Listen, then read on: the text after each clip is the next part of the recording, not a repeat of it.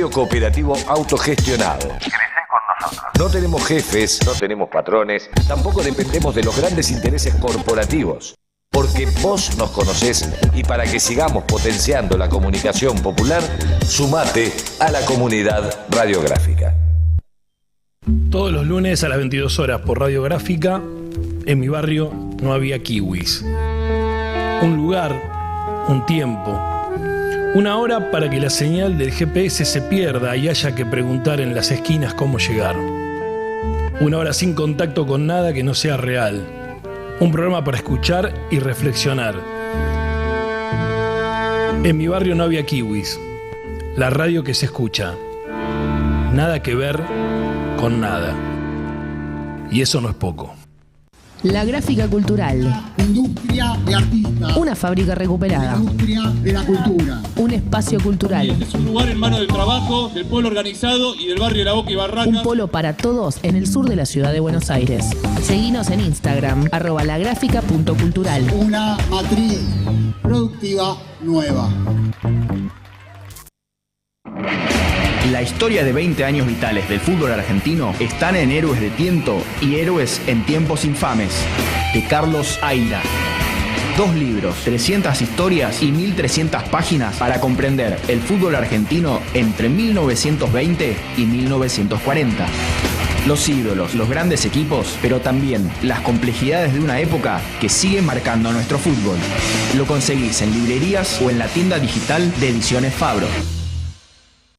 Si sos técnico o técnica operativo, administrativo, inspector, supervisor o cumplís funciones jerárquicas en la industria del gas natural, tu sindicato es APJ Gas. Representamos y defendemos tus derechos en todo el país. Suma tu voz a la nuestra. Contactate en www.apjgas.org.ar. Mi nombre es Estela Barnes de Carlotto, soy presidenta de Abuelas de Plaza de Mayo. Soy Buscarita Roa, abuela de Plaza de Mayo. Soy María Esther Landaburu, una tía que busca. Soy Claudia Poblete, nieta restituida. Soy Adriana Metz, encontré a mi hermano, el nieto 140. Juan Pablo Moyano. Manuel González Granada. Esteban La Herrera, hermano que busca. Encontré a mi nieta en el año 2000. Conocí a mi abuela Buscarita. Recuperé mi identidad en el año 1983. Mi hermana estaba embarazada de 7 meses y medio cuando fue secuestrada. Mi hermano y mi cuñada esperaban un bebé para julio-agosto de 1976. Restituí mi identidad en el año 97. A mis 37 años me enteré que mi mamá estaba embarazada cuando la secuestraron. Estoy con mis compañeras buscando a los nietos robados por la dictadura cívico-militar. Hemos encontrado muchos, pero faltan muchos más. Comunicate con Abuelas de Plaza de Mayo ingresando a www.abuelas.org.ar. Los trabajadores estatales tenemos un gremio que nos defiende. AT Capital volvió a enamorar. Búscanos en las redes como AT Capital. La refundación está en marcha. Sumate a AT Capital. Hola, soy Guillermo Quiroga y los invito todos los miércoles a las 21 horas a compartir charlas, cuentos, poemas y la mejor música, porque queda la palabra. Todos los miércoles a las 21 horas queda la palabra. La Gráfica, FM 89.3. Suena la comunicación popular.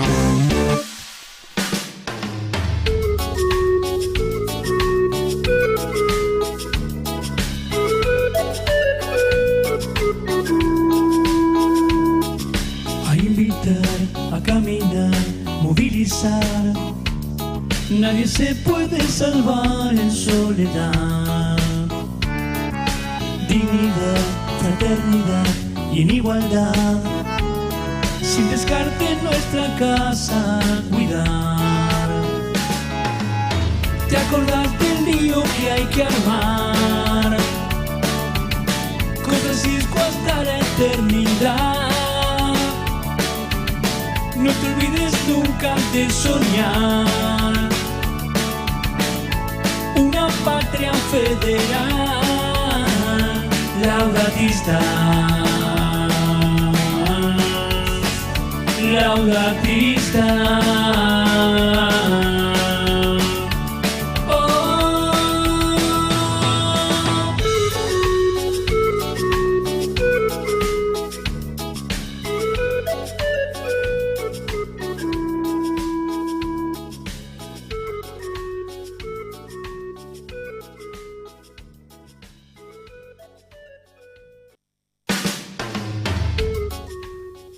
Aire, aire, aire, bienvenidos, buen lunes, estamos en Laudatistas, episodio 49, compañeros. Así es, bueno, lunes 11 de mayo, episodio entonces 49, ahí muy cerca de las bodas, no sé, de plata, de oro, 50, no sé qué es, pero bueno, acá estamos, buen día, Gustavo. Muy buenos días, bueno, vamos a dedicar unos minutitos para hablar un poco de la coyuntura a la que vamos a titular Sin reservas y con cascada. ¿Sí? Con cascada por doble partida, efecto cascada.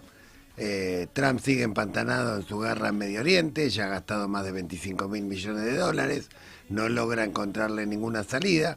Hay una cumbre muy importante en China entre el 14 y 15 de mayo, en la que Trump va a tratar de pedirle a los chinos que intercedan. Los chinos ya están intercediendo obviamente a favor de Irán, para tratar de darle una salida elegante a esta derrota que está sufriendo el imperio norteamericano, si se considera que el objetivo era derribar el régimen, controlar el estrecho de Hormuz. Ha logrado exactamente lo contrario. Igual suerte está corriendo Netanyahu. Los partidos principales de la coalición que integraba se están dividiendo, están formando un nuevo bloque que se llama Juntos, que de cara a las elecciones de fin de año amenaza con quitarle la hegemonía gubernamental. Mientras tanto, puerta para adentro, el gobierno norteamericano sigue con marchas, movilizaciones de protesta como hubo recientemente el 1 de mayo. Las encuestas lo ubican como el presidente más impopular de la historia de Estados Unidos. Ya ha perdido 11 elecciones consecutivas y se encamina claramente a una catástrofe en las parlamentarias de medio término del próximo 3 de noviembre. Y no hay que olvidar que Trump y su equipo eran los garantes en última instancia del gobierno de Argentina, de Milei. De hecho, con ese chamullo, Milei pudo ganar a duras penas la última elección de medio término de octubre del año pasado, en la cual de alguna manera se insinuaba que la estabilidad económica dependía concretamente del apoyo a Milei, porque en última instancia, cualquiera fuera la corrida, cualquiera fuera la situación financiera o económica, el Departamento del Tesoro iba a responder con dólares frescos, contante y sonante, digamos, para mantener de alguna manera la estabilidad de la cual se jacta Milei. Bueno, esto se acabó. El garante en última instancia está en una crisis terminal, cada vez más aguda, se encamina a una derrota importante para las elecciones de medio término y podría enfrentar un posible y casi seguro juicio político que no solamente tiene que ver con la guerra, tiene que ver con el maltrato a los migrantes a través del AI, que tiene las deportaciones, que también tiene que ver con los archivos de Epstein. Bueno, en fin, hay un cúmulo, ya casi 13 causas que se acumulan, digamos, para el juicio político. Por lo tanto, el efecto cascada, de alguna manera, que ha provocado el empantanamiento de la guerra en Medio Oriente, el debilitamiento del régimen de Netanyahu y el mucho más agravado de Trump, obviamente produce un efecto cascada fuertísimo sobre el gobierno de Milei, que no logra bajar el riesgo país, que no logra acceder a crédito internacional y que no tiene reservas para afrontar los vencimientos que se le aproximan, digamos, 6.300 millones de dólares de acá a julio, 9.200 millones de dólares en el último semestre, y a duras penas logra juntar la liquidación de la cosecha de granos, 1.000 millones que le había ya preacordado el Fondo Monetario, y no mucho más que eso, y está en un serio problema. Si a esto se le suma además el ruido que genera la otra cascada, la cascada que pretendió construir o que construyó el señor Adorni, jefe de gabinete, en la casa que adquirió irregularmente en un country, como un montón de propiedades. La cascada no es más que el símbolo de alguna manera de el enriquecimiento ilícito abrupto y evidente, obvio, digamos, que en este momento conmociona y enoja a los argentinos, que además ven un nuevo aumento de nafta en estos días, un nuevo aumento de trenes, sigue la caída del consumo, sigue el cierre de fábricas, siguen los despidos. Por cada lugar que esporádicamente ofrece empleo hay colas y colas de gente buscando trabajo. Hay un 73% según las encuestas que quiere un cambio de gobierno, y hasta ahora escuchamos un solo político con honestidad, que evidentemente tiene conexión con la calle, que es Ricardo Mosero, el intendente de Coronel Rosales, que dijo claramente el otro día, esto no da para más, hay que pedir, la clase política tiene que pedir un adelantamiento de las elecciones, porque la situación de la gente no se aguanta más, a diferencia de otros que nos dicen que nos tenemos que aguantar hasta diciembre del 2027, cuando la gente claramente no está aguantando ni hasta mitad de mes para poder llegar a fin de mes. La abrumadora mayoría está viviendo por debajo del nivel de la pobreza. Además, ahora, en aras de juntar reservas, están recortando presupuestariamente. Este mismo lunes acaba de salir un decreto que recorta mucho más los fondos que tienen que ver con el PAMI, con medicamentos, que tienen que ver con asistencia oncológica, que tienen que ver con discapacidad. Con lo cual esto es un infierno claramente invivible, absolutamente invivible. Y si bien hay muchas carpas moviéndose en muchas direcciones, buscando, sobre todo el Círculo Rojo, busca de alguna manera una continuidad del esquema extractivista, el esquema colonial de Milei, sin Milei.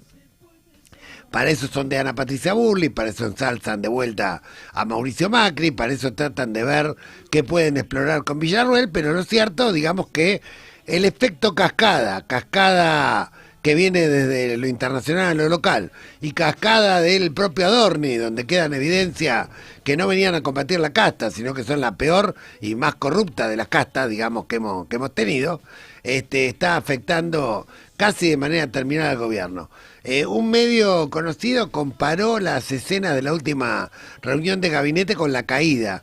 La Caída es esa serie, en la película en la cual habla de los últimos días de Hitler, donde Hitler estaba totalmente desconectado de la realidad, de que la relación de fuerzas había cambiado abruptamente, de que estaba perdiendo catastróficamente la guerra, y un círculo de confianza fingía de alguna manera obedecerlo, hacerle caso, pero en realidad ya todo el mundo estaba saltando al barco como ratas. Bueno, algo de eso se pareció la última reunión de gabinete, con Milei defendiendo a capa y espada lo indefendible, defendiendo a Adorni, como lo fue a defender al Congreso, obligando a ir a todo el gabinete, concretamente, lo cual demuestra que evidentemente Adorni es testaferro o evidentemente conoce muchos secretos, o como él mismo dijo, yo soy una parte de Milei, lo dijo en un reportaje con Fantino, como diciendo, si a mí me tocan, me lo llevo todo puesto. Básicamente, estas dos cascadas son las que está en este momento arrastrando al gobierno a una crisis, digamos, donde es casi un milagro.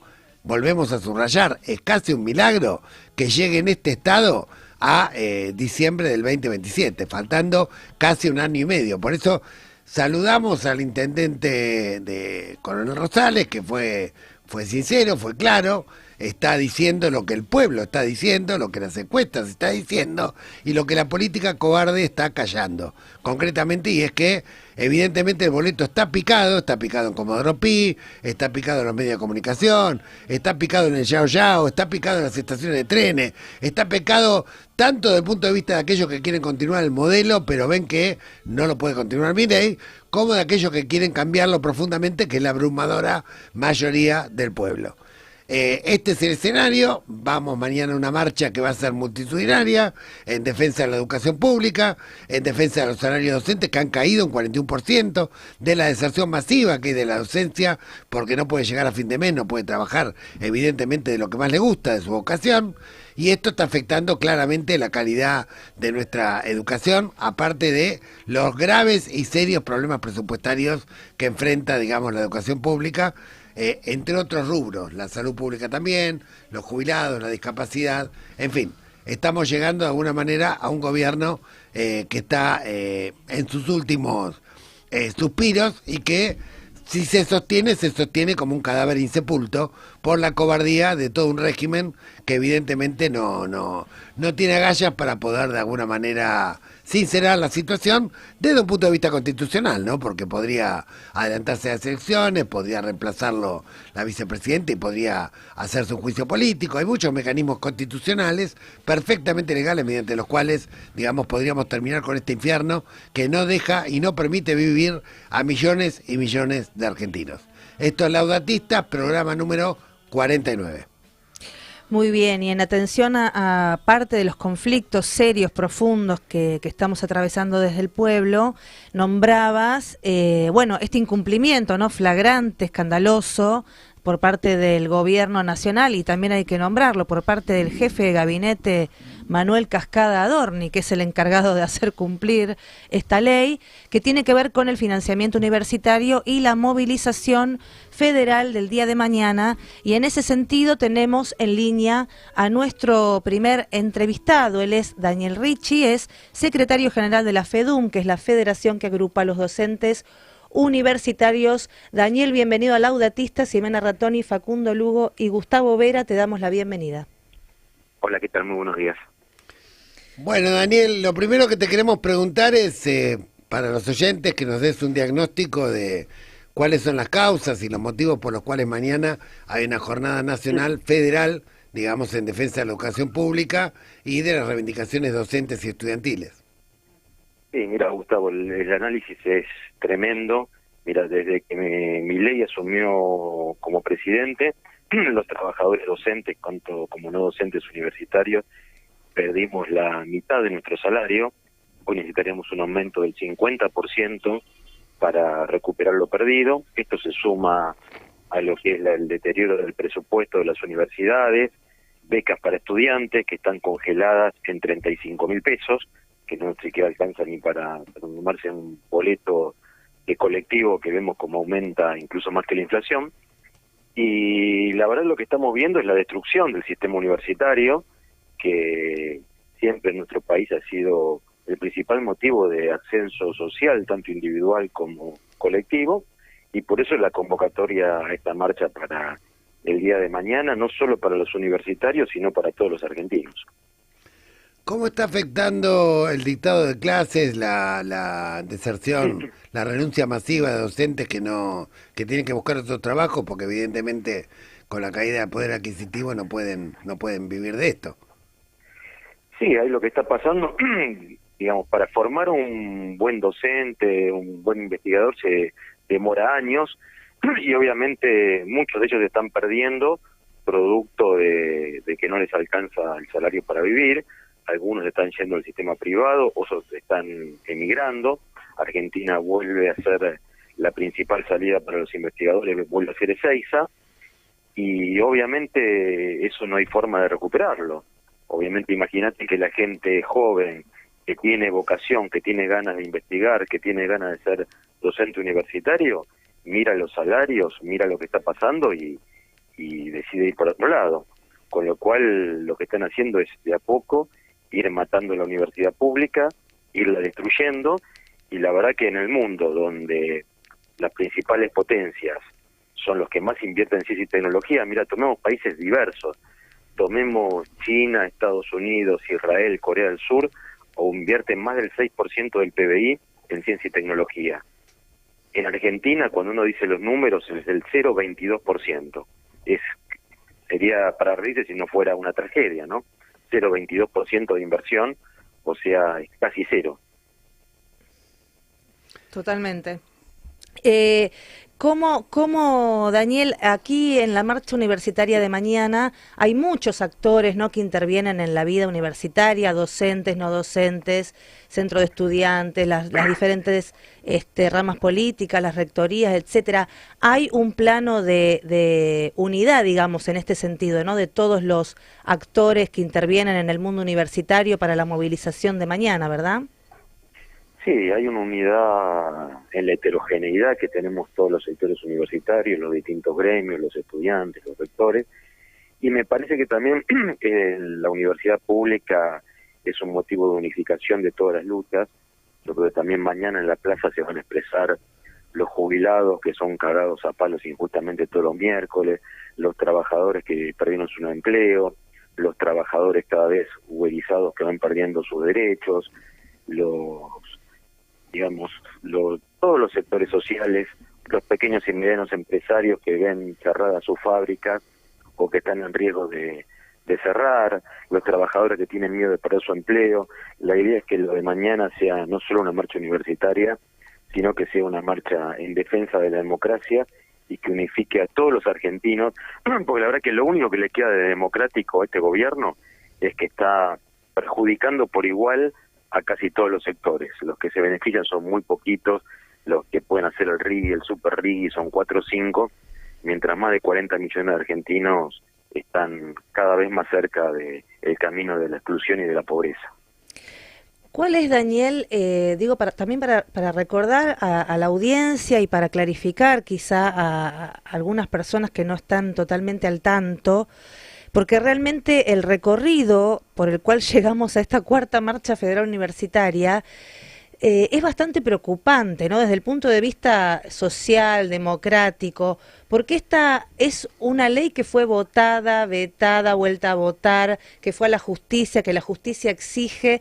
¿Por qué no recordás brevemente a la audiencia que no es que esto es un capricho, digamos, sino que aquí hay una ley que el gobierno incumple? ¿Y cuál fue ese recorrido, no? Sí, como vos decís, nosotros primero que nada fuimos a buscar una respuesta del Poder Ejecutivo ante el atraso de nuestros salarios, que en ese momento, cuando a los 6 meses de asumir mi ley, era del 20%, no el 50% de ahora. Ante la falta de respuesta acudimos al Congreso, tuvimos nuestra ley, fue vetada por el presidente, la ley la volvió a aprobar el Congreso, la volvió a vetar el presidente, la ley fue ratificada con más de los 2 tercios, mucho más de los 2 tercios en ambas cámaras.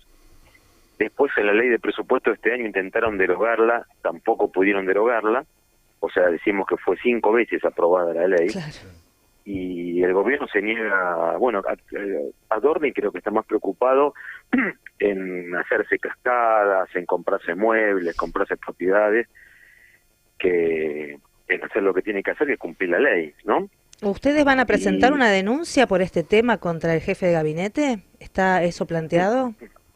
No, la situación está en la justicia, ya hay fallo en primera y en segunda instancia que obliga al gobierno a cumplir la ley de financiamiento universitario, y ahora el gobierno apeló a la Corte Suprema de Justicia, que es una manera que hace para dilatar y ir ganando tiempo y no cumplir con la ley, que es una aberración, ¿no? Porque cualquier argentino está obligado a cumplir la ley y pareciera que los únicos no obligados a cumplir la ley son Milei y Adorni.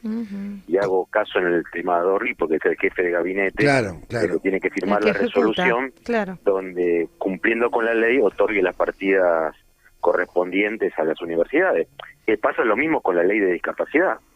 O sea, a este gobierno, cuando hay una ley que no le gusta, simplemente mira por otro lado, no la cumple, y por eso decimos que está en riesgo la democracia, y por eso es que la marcha de mañana martes también va a ser en defensa de la universidad y en defensa de la democracia. ¿Han tenido algún tipo de diálogo con el funcionario Álvarez, que se la pasa por los medios afirmando que hay nichos de corrupción en la universidad y que es el encargado de políticas universitarias del gobierno? Mira, iniciamos cuando asumió el gobierno, intentamos llevar a un diálogo. El diálogo fue imposible porque es un gobierno que solo toma decisiones y dice, no hay, es la primera vez que no tenemos paritarias. Mira, hasta con el gobierno de Macri tuvimos que hacer marcha, tuvimos que hacer paro, pero teníamos paritarias. Con este gobierno no hay paritarias, y por eso lo que ya no es momento más de dialogar. El gobierno lo único que tiene que hacer es cumplir con la ley. Cumplir con la ley es llamarnos a paritarias y decirnos de qué manera va a cumplir con la ley y recuperar todo lo que perdimos, porque además digo, no es que estamos pidiendo un aumento de sueldo, estamos pidiendo recuperar lo que perdimos por inflación. Recomponer por inflación lo que de que Milei es presidente, y es lo que dice la ley aprobada en el Congreso. Eso es lo que tiene que hacer el gobierno. Bien, ahora la pregunta es la siguiente. Suponiendo que, dando por descontado que la marcha de mañana va a ser federal, multitudinaria y contundente, y suponiendo que el gobierno sigue haciendo oídos sordos a la aplicación de la ley, a la convocatoria de paritarias, y que todavía queda 1 año y medio para que haya elecciones presidenciales, ¿cuáles son los próximos pasos que piensa dar el movimiento docente, el movimiento universitario de conjunto, la comunidad de conjunto, en el caso de que el gobierno siga de alguna manera con esta actitud negacionista de lo que está ocurriendo con la educación pública? Mira, nosotros desde el gremio, de la FEDUN, lo que estamos planteando es que tiene que haber una unificación en la calle de todas las luchas. Hoy por ahí lo que se ve es que hay muchas luchas, pero varias están aisladas. Creo que esta marcha va a servir para, como decía, la unificación, y creo que tenemos que estar en la calle, hay que pelear en contra de este gobierno, hay que resistir, para que no siga adelante con este ajuste, que no es solo en la universidad, vemos toda la gente que todos los días pierde empleo, la gente que va a trabajar en un Uber y tiene su trabajo para que no llegue a fin de mes. Habrá que unificar todas las luchas y también me parece que la salida no es sindical sino política. Claro. Necesitamos recomponer el peronismo, el movimiento nacional y popular, con una propuesta que sea creíble para todos los argentinos, que haya reconstruir una mayoría que termine derrotando esta derecha. Y la verdad que ya padecimos lo que fue el gobierno de Macri, ahora muchísimo peor lo de Milei, así que me parece que hay que volver a enamorar a los argentinos con esta propuesta nacional y popular, derrotarla en las urnas y que nunca más tengamos que padecer esta pesadilla. Daniel, mañana la marcha universitaria tiene como principal exigencia el cumplimiento de la ley de financiamiento, que es, quiero recordar a la audiencia, es obviamente la recomposición para el personal docente y no docente, pero también es los recursos para que pueda funcionar la infraestructura básica de las universidades, los hospitales universitarios, digamos, todo el sistema que está alrededor de las universidades. Sería interesante recordar, si podés, Daniel, cuál es la convocatoria, el horario, es Plaza de Mayo, para que también toda la audiencia pueda organizarse a la salida del laburo y acompañar. Sí, la convocatoria es para, acá en Capital Federal, es a las 17 horas en Plaza de Mayo, y esta convocatoria también es en todas las plazas del país, donde hay una universidad pública, que es en todas las provincias, a lo ancho y a lo largo de la patria va a haber movilizaciones, porque eso le decimos marcha federal, y es una marcha en defensa de la universidad y también en defensa de la democracia, a la que convocamos no solo a los universitarios, sino a todos los argentinos a expresarse en contra de este gobierno de miseria y de hambre. Muy bien, Daniel, te agradecemos mucho. Mañana estaremos presentes entonces de Ushuaia a La Quiaca, todo lo que podamos, acompañando el reclamo de la comunidad educativa, que también tiene que ver, digamos, con el ascenso social y la historia de los sectores populares en Argentina, ¿no? Para los cuales es muy cara, muy querida la universidad pública. Así es, muchísimas gracias a Gustavo y a todos ustedes. Muy bien. Un abrazo. Hemos conversado con el compañero Daniel Ricci, secretario general de la FEDUM, la federación que agrupa a los docentes universitarios, que es uno de los tantos sectores que convocan mañana a esta marcha federal universitaria por el cumplimiento de la ley de financiamiento educativo en defensa de la democracia y, como bien señalaba el compañero, apostando a que sea también una expresión unificada de todas las luchas. Si les parece, vamos a la pausa de las 11:30 y volvemos enseguida. Radiográfica. 20 años. 20 años con las patas en la fuente. 20 años sonando a Radiográfica. ¿Buscas notas de opinión? Informate desde el pueblo y desde el sur. Entra a www.radiografica.org.ar. Desde 2005, recuperando el aire. Se llevaron la tinta, se acabó el papel y la guillotina cortaba la esperanza. Recuperando el aire. Cortaba la esperanza. Recuperando el aire. Cortaba la esperanza. Pero las rotativas no pararon. Desde la cooperativa Patricios transmite Radiográfica, recuperando el aire. En 20 años no cambiamos, evolucionamos. Federación de Trabajadores del Complejo Industrial Oleaginoso, desmotadores de algodón y afines de la República Argentina. Por democracia obrera, por condiciones laborales que garanticen seguridad y salud, por un salario mínimo vital y móvil según su definición constitucional y legal para la vida digna del trabajador.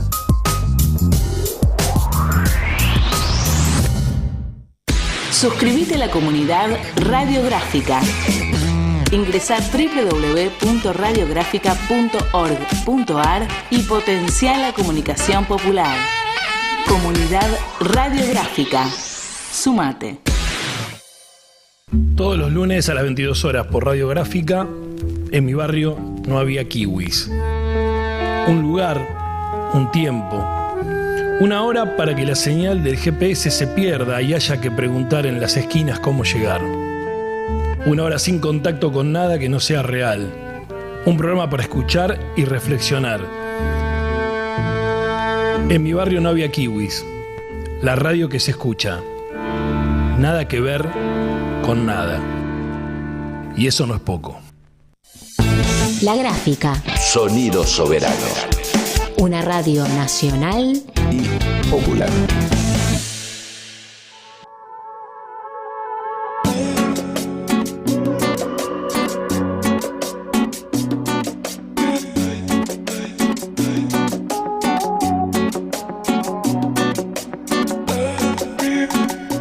Muy bien, continuamos en Laudatistas. Este es nuestro programa número 49 en esta semanita fresca de mayo, donde no nos faltó ciclogénesis, tornados, espumas en la costa atlántica, bueno, y un fresquete bastante importante casi prácticamente en todo el país. Vamos a aprovechar antes de que se conecte nuestro próximo invitado, como siempre, para recordarles que toda la información, denuncias, documentos, libros editados en forma virtual, actividades, novedades, etcétera, de nuestra organización, que es una organización federal de Ushuaia a La Quiaca, la van a encontrar en www.somosalameda.org.ar y allí también van a poder acceder a todas nuestras redes sociales, básicamente X, siempre Twitter, Facebook, Instagram, TikTok y el canal de WhatsApp 24/7 que tenemos básicamente para denuncias anónimas y orientación. Y también, como siempre, queremos agradecer, pero sobre todo saludar a las audiencias de las radios que comparten, repiten, replican el contenido de Laudatistas en diversos puntos de nuestro país. El primero, los martes a las 10 de la mañana, FM Fénix 101.1 de Las Toscas, Santa Fe. Hay un abrazo enorme al norte santafesino. También la radio online, Perspectivas, es un proyecto que compartimos con los compañeros de AMIBA, de la Asociación de Músicos Independientes de Buenos Aires, en perspectivas.com.ar los martes a las 18 horas. Un abrazo, como siempre, a los compañeros de la radio La Mega, a la audiencia de Corrientes en la FM 98.1, que esta semana cambia de horario y vamos los miércoles a las 13 horas. También los miércoles, pero a las 19, en FM Azotea de Mar del Plata, y los jueves a las 22 horas por Radio Cacán 90.3 en Catamarca. Bien, continuando con la radiografía, digamos, de la situación social, digamos, en nuestro país, vamos a tener ya, lo va a presentar Facundo, a nuestro próximo invitado que está en línea. Bueno, sí, buenos días. Estamos ya dándole la bienvenida a Agustín Salvia, del Observatorio Social de la Universidad Católica Argentina. Buen día, Agustín. Facundo, Ximena y Gustavo te saludan. Bienvenido a Laudatistas. Ay, no sé. Ahí va. Ahí está saliendo. ¿Me escucharon? Ahora sí. Ahí está.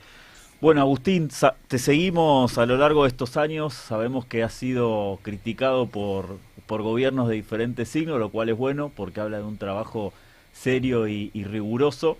Por lo tanto, lo primero a consultar, porque hubo distintas interpretaciones, obviamente según los medios, de si hubo efectivamente baja de la pobreza o aumento, y entonces preguntarte respecto del último informe, ¿cuáles son las primeras conclusiones que arroja el informe que presentó la Universidad Católica? Bueno, miren, la pobreza son privaciones económicas que tienen algún parámetro a partir del cual se consideran justas, injustas, o desafortunadas o positivas en términos de su evolución. La forma en que se mide en Argentina la pobreza a nivel oficial y que también ha llevado al observatorio a tener que incluirla dentro de sus mediciones, es un parámetro basado en ingresos. Compara una canasta básica alimentaria o una canasta básica con otros bienes y servicios, además de alimentos, contra los ingresos que declaran los hogares a través de la encuesta permanente de hogares. No es una forma indirecta de medir las privaciones injustas de una sociedad. Incluso podría uno considerar que solo de alimentos no se vive, por lo tanto la tasa de indigencia es una tasa insuficiente para medir privaciones básicas. Sin embargo, bueno, son las medidas que tenemos, y tomando esas medidas uno puede hacer comparaciones en términos de cuánto ha cambiado, aumenta, disminuye la capacidad de consumo de los hogares. No necesariamente se han alcanzado un nivel de bienestar mínimo, un piso de derechos económicos y sociales básicos, o un piso de que permita desarrollar las capacidades humanas. Todo eso no está detrás de la línea de pobreza. Claro. Esto lo aclaro para que, desmistifiquemos tal vez la idea de que la pobreza, ser pobres, dejar de ser pobre resuelve los problemas en términos estadísticos. Claro. De esta estadística es una buena medida para evaluar el desarrollo humano. Ahora, dicho eso, está toda esta polémica acerca de qué ha pasado durante la etapa del gobierno actual de Milei en materia de pobreza. Señalemos que la pobreza viene aumentando casi sistemáticamente desde el 2015. Encontremos dos puntos donde la pobreza fue más baja en el siglo XXI. Son 2011, 2012 y 2017. En términos estadísticos. Y se llegó a un piso del 25%. Nunca se estuvo por debajo de este piso. Bien. En términos de esta medida de ingresos. Sí. De indigencia, el piso fue 5% en los dos momentos también. Las dos fueron situaciones de burbujas de consumo que duraron muy poco tiempo. Vino después la devaluación del 2014 y vino la crisis del 2018 y 2019. El piso que teníamos del 25% es un piso ficticio, casi ficticio, en términos de que no se llega ahí por presión estadística y por extremos de consumo, del bienestar de consumo, que no se logra sostener en la sociedad argentina, porque no hay buenos empleos, fundamentalmente por un problema del mercado de trabajo. Ahora, teniendo esto, el gobierno de Milei se encontró con una pobreza de 38% aproximadamente, siguiendo la misma estructura de datos que veníamos teniendo durante el siglo XXI, del que estoy hablando. Y la elevó a como del 55%, en esa misma lógica. Y después comienza un descenso acelerado, después del segundo semestre, a partir del segundo semestre del 2024, que llega hasta los valores que tuvimos en el semestre pasado, el año pasado, del 28%, 29%, 28%. Con indigencias, la indigencia se había subido al 55, 56%, la pobreza, y la indigencia al 20%. Llega a bajar hasta en términos estadísticos, estoy hablando, a un 28% en el semestre pasado, y en términos de pobreza, y la pobreza extrema a un 7%. Ahora bien, con esa misma estadística que estoy hablando, ya comenzó a subir. Ya el cuarto trimestre del año pasado tenemos un aumento de 1 o 2 puntos en pobreza y de 1 punto en indigencia, y este primer trimestre estaría ocurriendo lo mismo. Es decir, que se habría encontrado una curva. Ahora, el problema que tenemos es que los datos, cuando estamos hablando de 28, 29, 30% de pobreza hoy en Argentina, según las estadísticas oficiales, que es lo que va a dar el INDEC dentro de un par de meses, no son comparables con las que teníamos antes del ingreso de Milei. El problema es la comparabilidad.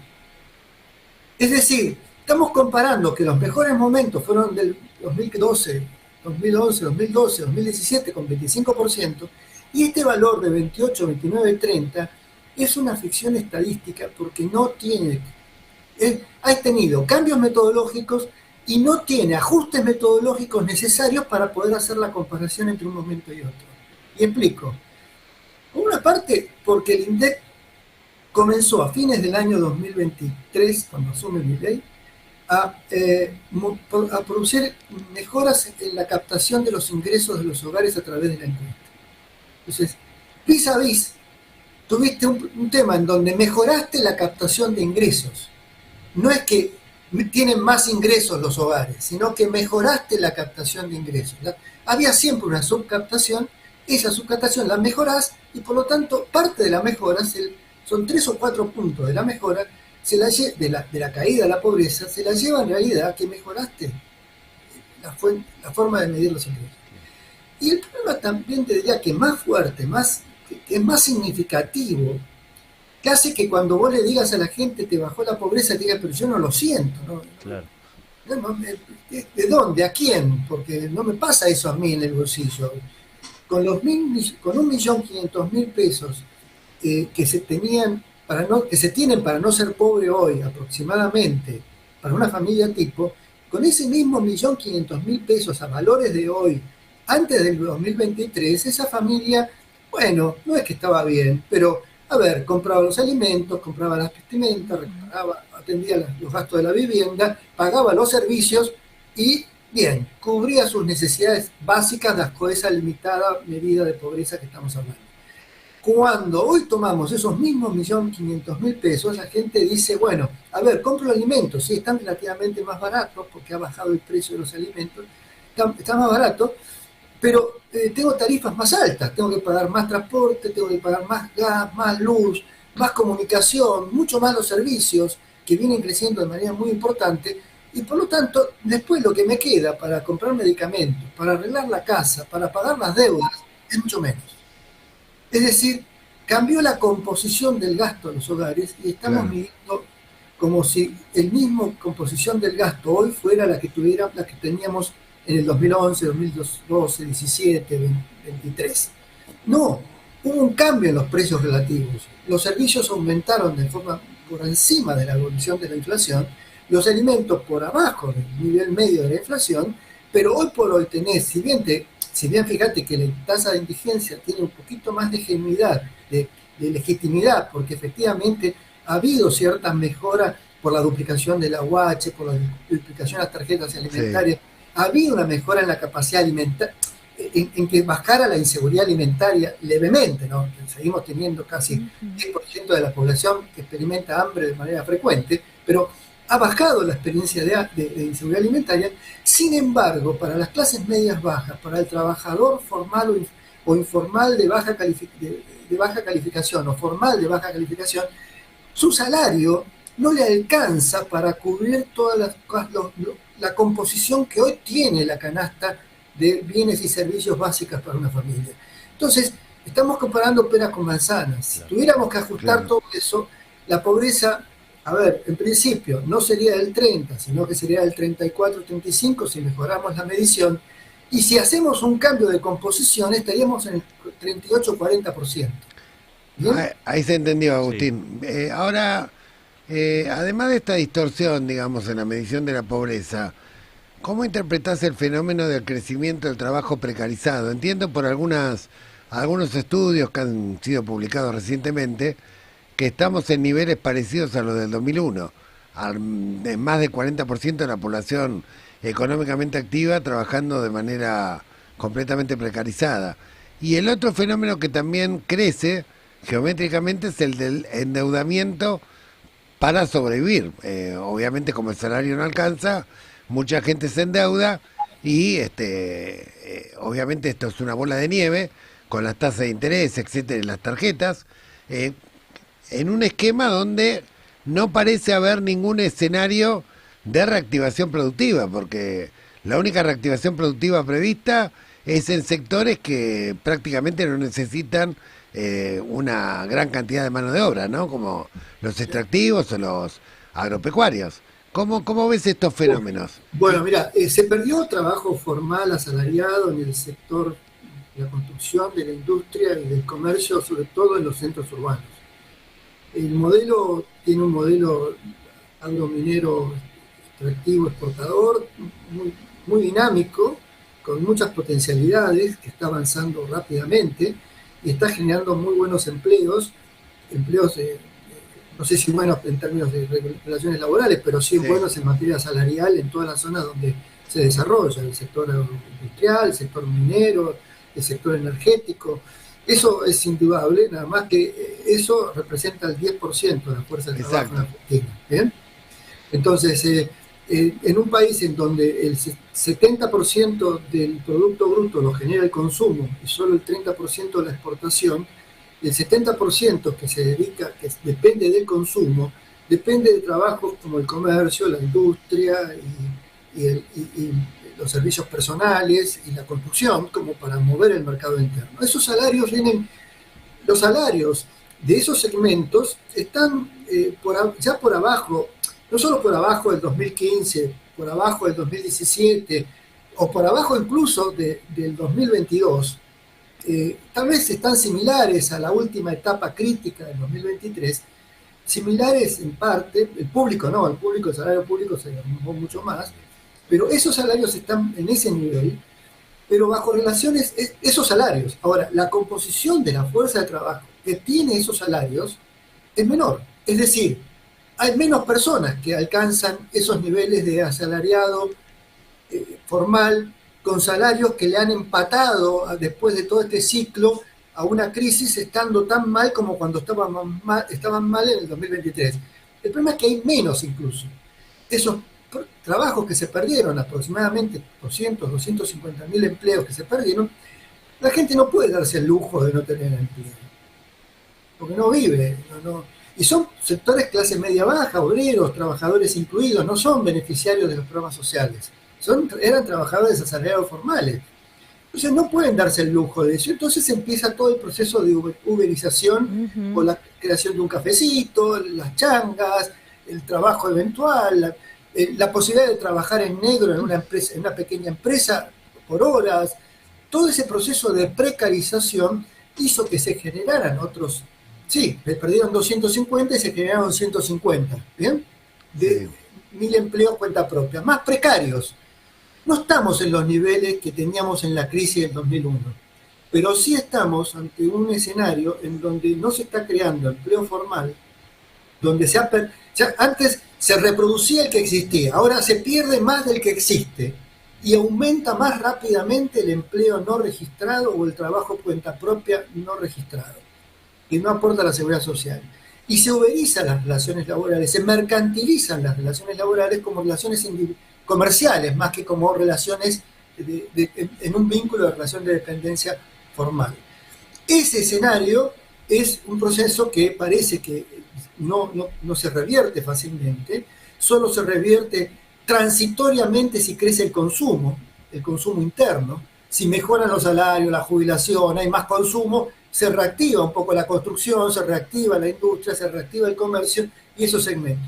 Entonces, que más allá de la variación, de las pequeñas variaciones, caída o aumento, porque es posible que este próximo semestre mejore un poquito esa situación, no cambia sustantivamente la tendencia, que es que el modelo tiende a desindustrializarse, tiende a bajar salarios vinculados al mercado interno, a salarios vinculados a las actividades de consumo y darle prioridad al segmento más dinámico, más exportador y que por lo tanto a producir más heterogeneidad dentro de la fuerza de trabajo.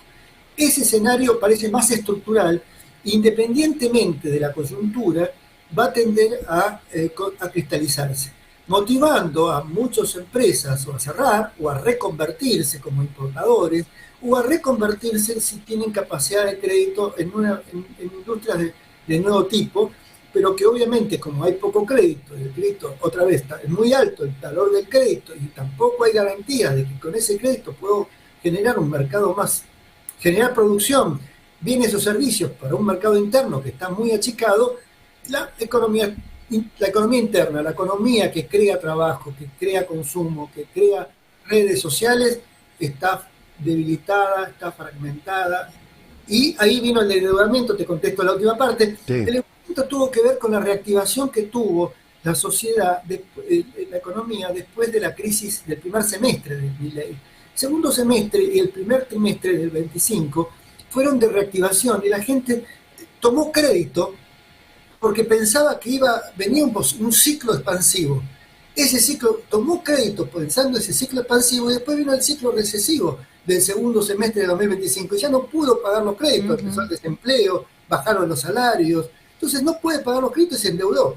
Esta situación parece que se está normalizando hoy, pero el mayor problema es que no hay reactivación en el mercado interno. Por lo tanto, como baja el consumo y se cierran más empresas y hay menos empleo, ya la gente no se está endeudando porque ya no sabe que no lo puede pagar.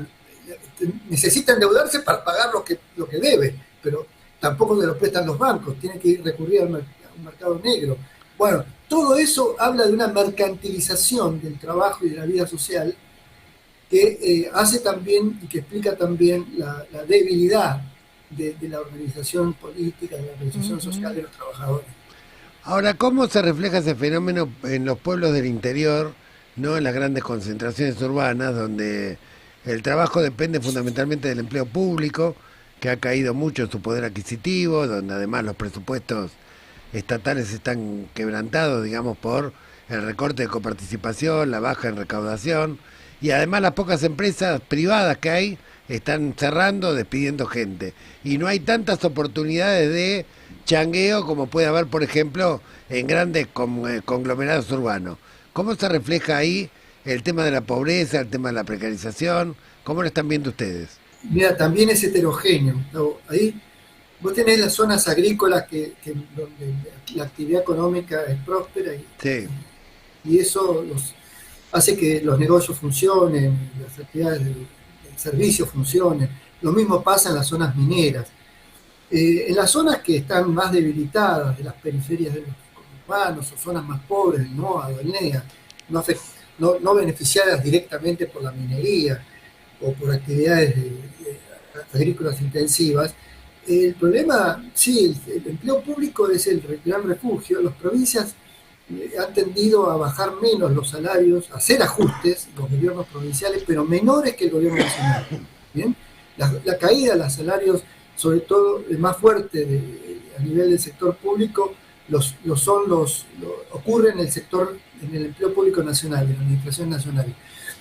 Pero los empleos en el sector público de muchas provincias incluso han sido sostenidos, o hay bonos, justamente para ir generando, alimentando un poco el mercado interno, para que eso que vos estás contando no ocurra, y la están pasando difícil, porque además muchas de estas provincias pueden tener fondos propios para estar financiando eso, porque tenían cierto superávit, pero se acaba porque la coparticipación se reduce, la inversión pública nacional no opera, entonces hay que hacer artilugios para tratar de sostener y están negociando. Bueno, y ahí viene otra vez la fragmentación, ¿no?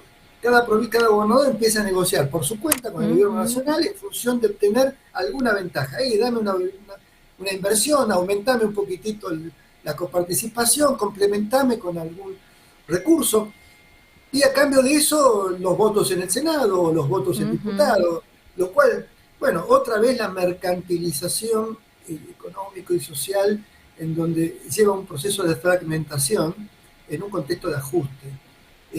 Ahora, es heterogéneo, también hay zonas que están ocurriendo que son salarios donde a veces, los salarios en todas las zonas energéticas, mineras, no bajan de los 5 millones de pesos para un trabajador. Claro, lo que pasa que, como bien decías, estos sectores como máximo emplean 10-15% de la... No, 10, o menos. Mira, son 6% y en todo caso pongámosle otros 6 de otros servicios en los lugares donde se desarrollan, ¿no? Claro. Pero bueno, ahí no sé quién dijo, pero que el Gran Buenos Aires no entraba en vaca muerta, y es real, no entra. Sí, tal cual. Igual ganan 5 millones, pero en esa zona 2.5 millones es el alquiler de una vivienda, entonces también se relativiza. También.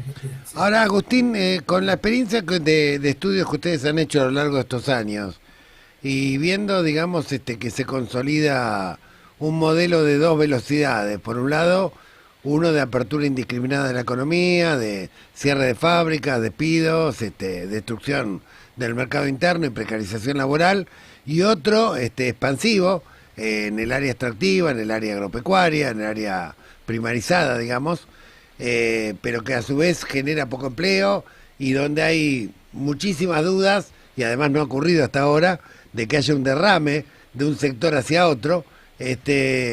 ¿Cómo ves prospectivamente el panorama? Prospectivamente me refiero, ¿cómo estás viendo este panorama de acá a los próximos meses, digamos 6, 7, 8 meses, considerando el crecimiento del mal humor social, considerando que los servicios siguen aumentando, considerando que la guerra en Medio Oriente ya ha impactado en varios aumentos en los combustibles, prospectivamente, ¿cómo ven que esto va a impactar en la medición o en la pobreza y en la situación de la población trabajadora en general? Mira, estamos todavía en una transición, estamos atravesando un contexto de crisis, un proceso de crisis. El gobierno de Milei no vino a instaurar un nuevo modelo, un nuevo régimen, sino que todavía está en transición ese régimen. Y le puede ir bien y le puede ir mal en términos financieros y económicos, productivos a su proyecto político-económico. Sí. Pero entonces los escenarios que uno puede hacer incluso tienen alta incertidumbre.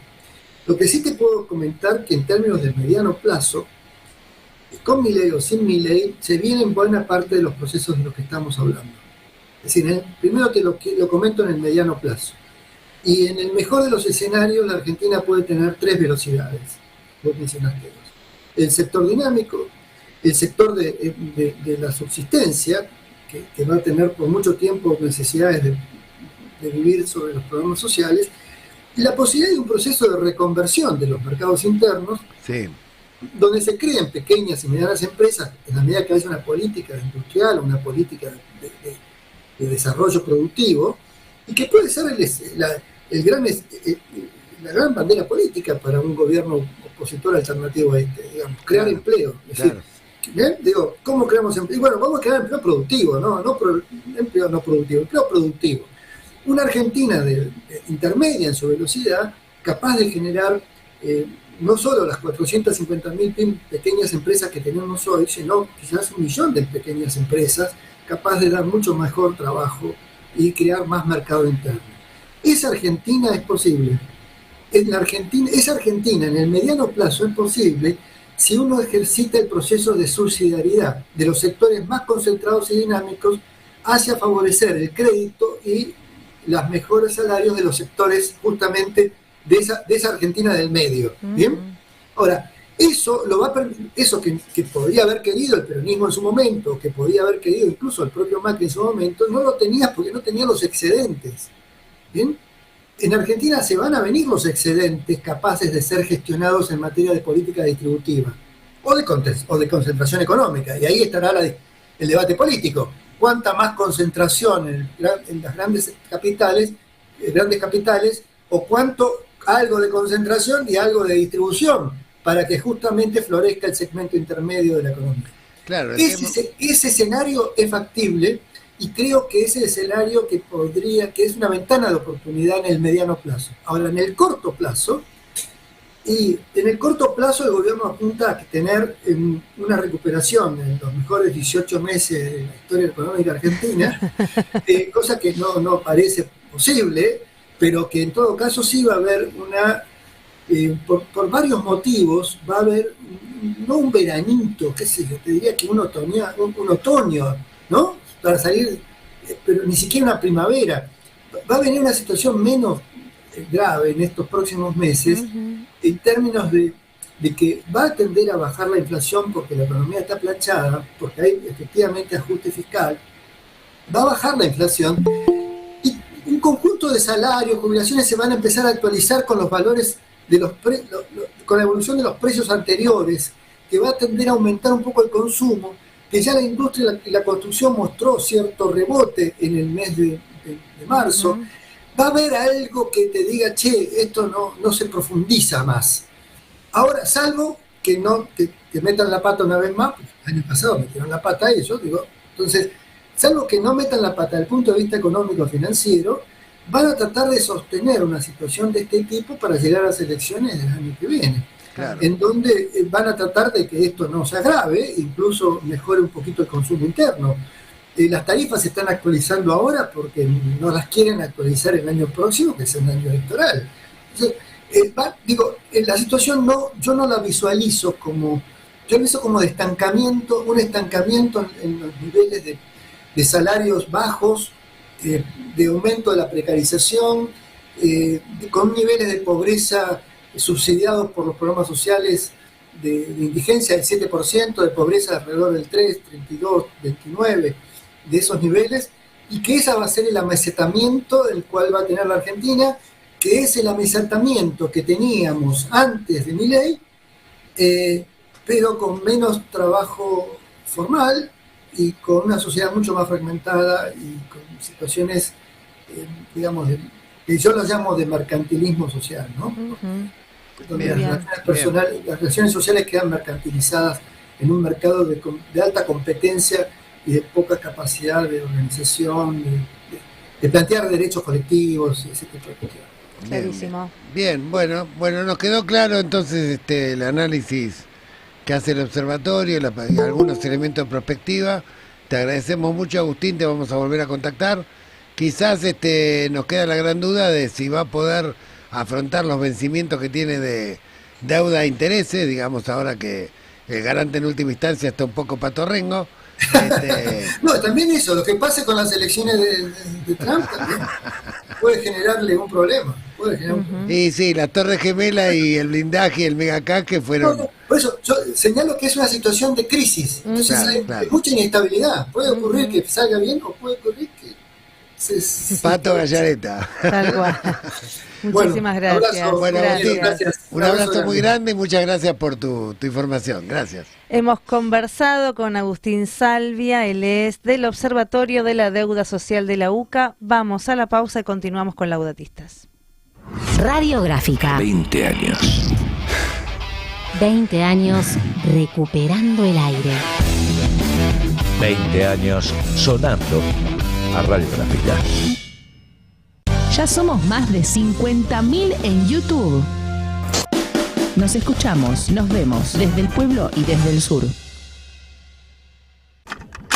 Desde 2005, recuperando el aire. Desde el sur del sur transmite Radiográfica 89.1. En 20 años no cambiamos, evolucionamos. Ya podés vacunarte contra la gripe. Si sos mayor de 65 años, si tenés factores de riesgo, si estás embarazada o si tu bebé tiene entre 6 y 24 meses, saca turno en buenosaires.gov.ar/gripe. Buenos Aires Ciudad. Sindicato Federación Gráfica Bonaerense. Desde 1857, defendiendo el trabajo, la producción nacional y los intereses de la familia gráfica. Mi nombre es Estela Barnes de Carlotto, soy presidenta de Abuelas de Plaza de Mayo. Soy Buscarita Roa, abuela de Plaza de Mayo. Soy María Esther Landaburu, una tía que busca. Soy Claudia Poblete, nieta restituida. Soy Adriana Metz, encontré a mi hermano, el nieto 140. Juan Pablo Moyano. Manuel González Granada. Esteban Herrera, hermano que busca. Encontré a mi nieta en el año 2000. Conocí a mi abuela Buscarita. Recuperé mi identidad en el año 1983. Mi hermana estaba embarazada de 7 meses y medio cuando fue secuestrada. Mi hermano y mi cuñada esperaban un bebé para julio-agosto de 1976. Restituí mi identidad en el año 97. A mis 37 años me enteré que mi mamá estaba embarazada cuando la secuestraron. Estoy con mis compañeras buscando a los nietos robados por la dictadura cívico-militar. Hemos encontrado muchos, pero faltan muchos más. Comunicate con Abuelas de Plaza de Mayo ingresando a www.abuelas.org.ar. ¿Y ahora qué? Un programa para pensar la actualidad, la política y el mundo del trabajo.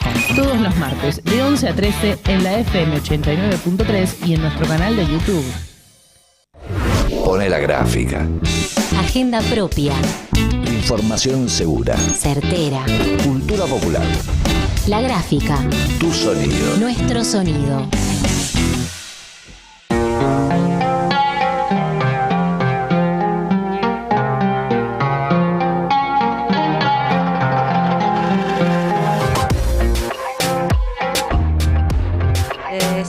Seguimos en Laudatistas, nuestro episodio número 49. Ya hemos analizado con los protagonistas las razones y las perspectivas de la Marcha Federal Universitaria de mañana y recién una muy fructífera entrevista con Agustín Salvia del Observatorio de la Deuda Social de la UCA, para analizar cuán ciertos son, ¿no?, estos datos de pobreza, que el presidente todas las semanas baja de a millones de más la pobreza y parece que no sería tan así. Pero en esta Argentina que estamos viviendo y que estamos pretendiendo cambiar, ojalá pronto lo podamos hacer, también estamos viendo cómo la contracara de todo esto es que los que tienen trabajo están cada vez más precarizados. Y en este sentido, Facu, tenemos ya conectado a nuestro próximo entrevistado. Sí, bueno, vamos a estar conversando un ratito con Nicolás Martínez, que es secretario general del Sindicato de Cadetes y Repartidores de la provincia de Santa Fe. Buen día, Nicolás, bienvenido a Laudatistas, ¿cómo estás? Buen día, ¿cómo están? Bien, Buenos muy bien, días. muy bien. Bueno, Nicolás, gracias por la comunicación. Bueno, la primera pregunta es tal vez algo que percibimos, que se percibe, pero vos que estás en el territorio y sobre todo en contacto con trabajadores y trabajadoras, si efectivamente hay un aumento de personas que se vuelcan, digamos, al reparto, a la cadetería, primero como actividad principal o para complementar un ingreso que cada vez se complica un poco más. Sí, así es. Nosotros vemos que cada vez hay más personas que se vuelcan a nuestra actividad, pero no porque la actividad esté en alza o sea una buena noticia, sino que por lo contrario hay menos trabajo, porque nosotros trabajamos mucho con lo que es el comercio. Al haber poco consumo hay menos trabajo, pero somos más trabajadores haciéndolo. Por un lado, por la cantidad de despido que hay, ¿no? En estos 2 años se perdieron 300.000 puestos de trabajo formales. Muchos de esos van a parar a la economía de plataforma. El que tiene un auto hace Uber, el que tiene una moto, una bicicleta, a repartir o a cadetear, como le llamamos nosotros. Y después, por otro lado, también el pluriempleo. El trabajador, la trabajadora que ya no llega con su trabajo, que quizá antes llegaba con su trabajo de 8 horas, 9 horas, que sale y después sigue trabajando en la plataforma. Entonces somos cada vez más, pero hay cada vez menos trabajo para repartir, por lo tanto hay menos cantidad de viajes. Entonces lo que antes hacíamos en 8, 9 horas para llegar a un sueldo, hoy hay compañeros laburando hasta 14, 15 horas por día. Entonces un trabajo que ya era precarizado, que ya estábamos mal, ya estábamos precarizados, está más precarizado todavía. Bueno, y ahí consultarte porque obviamente la actividad de cadete existe hace muchos años, por lo menos es una realidad en nuestro país de hace 20, 25 años, pero ¿qué cambio sustancial hubo a partir de la aparición de estas multinacionales, estas plataformas, digamos, que se venden o que se presentan como que simplemente hacen la vinculación entre el cliente y la cadetería? ¿Qué modificaciones hubo en el rubro? Sí, como decía, la actividad es muy vieja. De hecho, el día del cadete es el 20 de diciembre por un compañero cadete asesinado en la represión del 2001. Sí. En la primera experiencia sindical que fue el CIMECA en ese momento. Pero en el 2019, en la época del macrismo, llega a la Argentina, en 2018, llegan a la Argentina estas aplicaciones. La primera fue Pedido Ya, que cuando llegaron se da una particularidad, es que registraron a todos los trabajadores. O sea, llegaron primero a Buenos Aires, hay un sindicato de motomensajero en Capital Federal con personalidad gremial, los primeros 200 compañeros los afiliaron ahí. Llegaron a Rosario, nosotros no teníamos la personalidad gremial, no la tenemos, de hecho es una pelea que estamos dando. Los afiliaron a los primeros 100 en el empleado de comercio y trabajaban con convenio colectivo, los compañeros, ahí te das cuenta que los márgenes de ganancia le dan a las empresas, son multinacionales. Pero después atrás llegaron otras, Globo, Rappi en ese momento, todas, ninguna de Argentina, o sea, son todas Pedido Ya de Uruguay, pero después la compró el grupo BlackRock de Alemania, Rappi es colombiana, Globo de España, y empezaron a tomar freelance, monotributistas, directamente no registrados. Bueno, y Pedido Ya hizo lo mismo, digamos. Empezó a sacarse de encima los que tenía registrado. Y, por ejemplo, acá en la ciudad de Rosario, esta empresa Pedido Ya, le quedaron unos 50 registrados de ese momento, pero tiene más de 2.500 no registrados. Entonces, inclusive con esos 50 le lavan la cara a la empresa, digamos. Claro. Nada, se multiplica lo precarizado que estamos porque no tenés ni siquiera una puerta donde a golpear. Por lo menos antes estábamos mal, digamos, como digo, siempre fuimos una actividad golpeada, pero vos trabajabas para un lugar que tenía un dueño, que vos podías golpear una puerta, claro. Si te pasaba algo, tenía quien reclamarle. Esto se complejiza más, obviamente, la precarización. Nicolás, actualmente con la cantidad de gente que se está volcando, digamos, a trabajar en estas aplicaciones, ¿cómo es la cantidad de horas y el ingreso promedio que tiene un trabajador? ¿Y en qué condiciones está expuesto su trabajo? El ingreso promedio, todos ganamos distinto porque, bueno, es muy irregular, no hay nada regulado. Sí. Pero, por ejemplo, un pedido promedio está a 2.500, 3.000 pesos. Si vos trabajás, hay compañeros que trabajan todo el día y se llevan un sueldo a lo mejor de 1.000.000 de pesos mensuales, pero para eso tenés que estar entre por lo menos 2 horas por día trabajando, todos los días. Y a eso restale el desgaste del vehículo que corre por cuenta nuestra, desde el combustible hasta arreglar el vehículo. Tenemos un seguro contra accidente que te lo hace pagar la empresa, pero se lo tiene que pagar el mismo trabajador. La mochila, la caja que usás la tenés que pagar vos, que encima le hace publicidad a la empresa. Y después que no se hacen cargo de nada y tampoco de que son una empresa. Ellos dicen, no somos una empresa, somos una plataforma que acerca a distintos actores y ustedes no son trabajadores, son colaboradores, son socios colaborativos, son trabajadores independientes que prestan un servicio y la empresa solamente los comunica, cuando es para nosotros ni un plantea que una relación laboral encubierta, porque te fijan las tarifas, te castigan, te sancionan y también te premian. Cuando llegaste a cierto objetivo te premian y cuando no llegás o no rechazás viaje más te castigan, te quitan, te sancionan a través del algoritmo. Claro. Entonces hay una relación laboral encubierta. Hace poco hubo en la provincia de Buenos Aires un fallo de la Corte Suprema de un reclamo que viene ya hace muchos años que falló que había una relación laboral y les cobró unas multas de 20 millones de pesos a cada una de estas empresas por no registrar a sus trabajadores.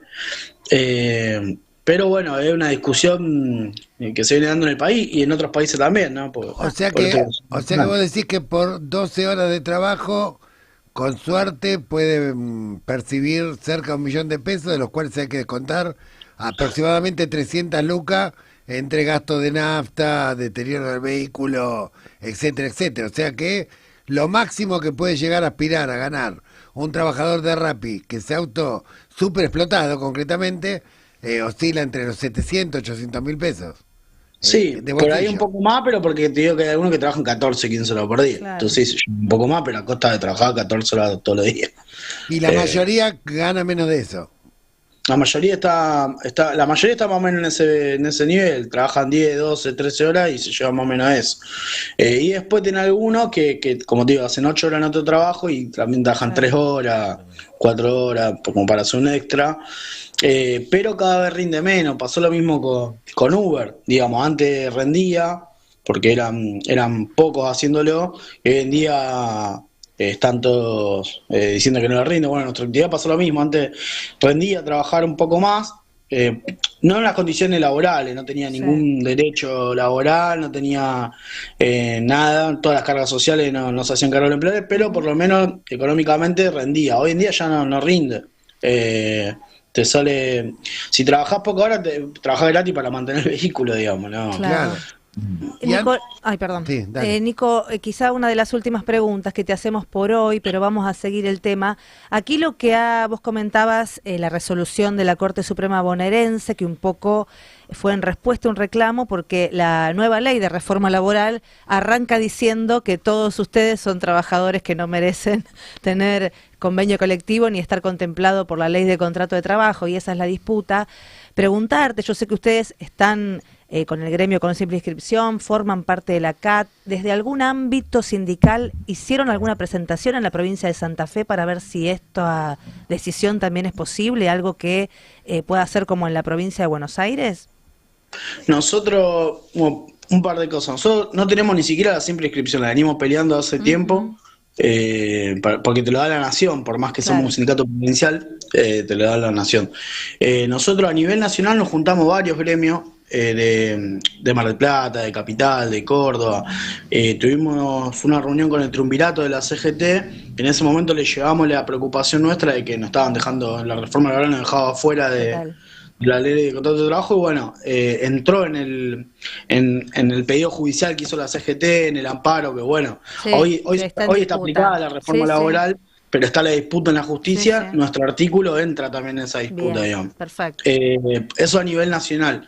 Después a nivel provincial, exactamente, estamos en contacto con el sindicato de Capital, que también están acá, también son compañeros nuestros, y nos pasaron cómo fue el proceso un poco, nos están pasando un poco cómo fue el proceso de lucha para llevar ese reclamo, y la idea es replicarlo. Perfecto. También nosotros presentamos un proyecto de ley en la provincia de Santa Fe ya hace 2 años, que estaba encajonado, en el que no se dignaron ni siquiera a tratarlo. Nosotros ahora lo volvimos a ingresar porque ya había perdido estado parlamentario, que plantea que haya un registro, que en el Ministerio de Trabajo, de quiénes somos los repartidores, los cadetes, cuáles son los vehículos afectados, y algunas obligaciones mínimas para las empresas, pero mínimas al punto de decir que tengan una sede física, Un mail. Claro. Mínimo lo que estamos pidiendo, y así todos nos lo encajonaron. Perfecto. Y ahora estamos en la ciudad de Rosario puntualmente, acabamos de presentar un proyecto de ordenanza, también para actualizar el que hay, porque el que estaba de hace 26 años, no existían las aplicaciones para actualizarlo, pero también vemos que no hay mucha voluntad política, digamos, de los oficialismos al menos, de tratarlo.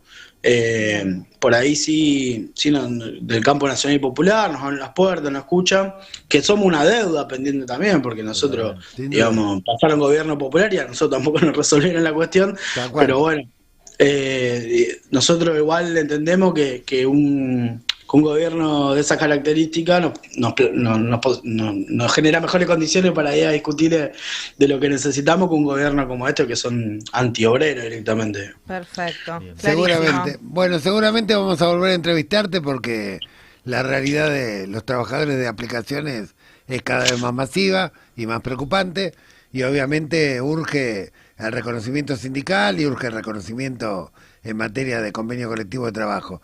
Te agradecemos mucho, Nicolás, y seguimos en contacto. No, por favor, gracias a ustedes, gracias por el espacio. Hasta luego. Hasta luego.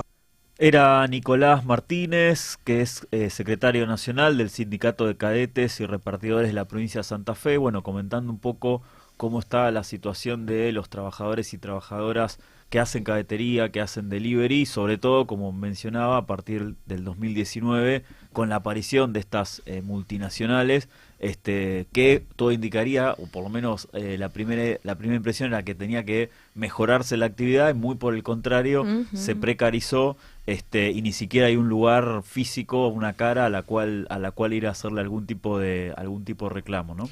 Sí, además este gobierno que incluso hacía campaña adjudicándose el amor de todos los trabajadores de plataformas, y lo primero que hace cuando presenta una ley de modernización laboral es decir, número uno, quedan afuera de la ley de contrato de trabajo los trabajadores y trabajadoras de plataformas, lo cual los termina exponiendo a una situación de riesgos en la seguridad de su trabajo, y en estas condiciones, ¿no? de tener que soportar con 12, 13, 14 horas de trabajo un salario que ni siquiera son 2 jubilaciones lo que les queda en la mano. Sí, ¿no? que el propio INDEC reconoce que si ganás menos de 1.400.000 está debajo de la línea de pobreza.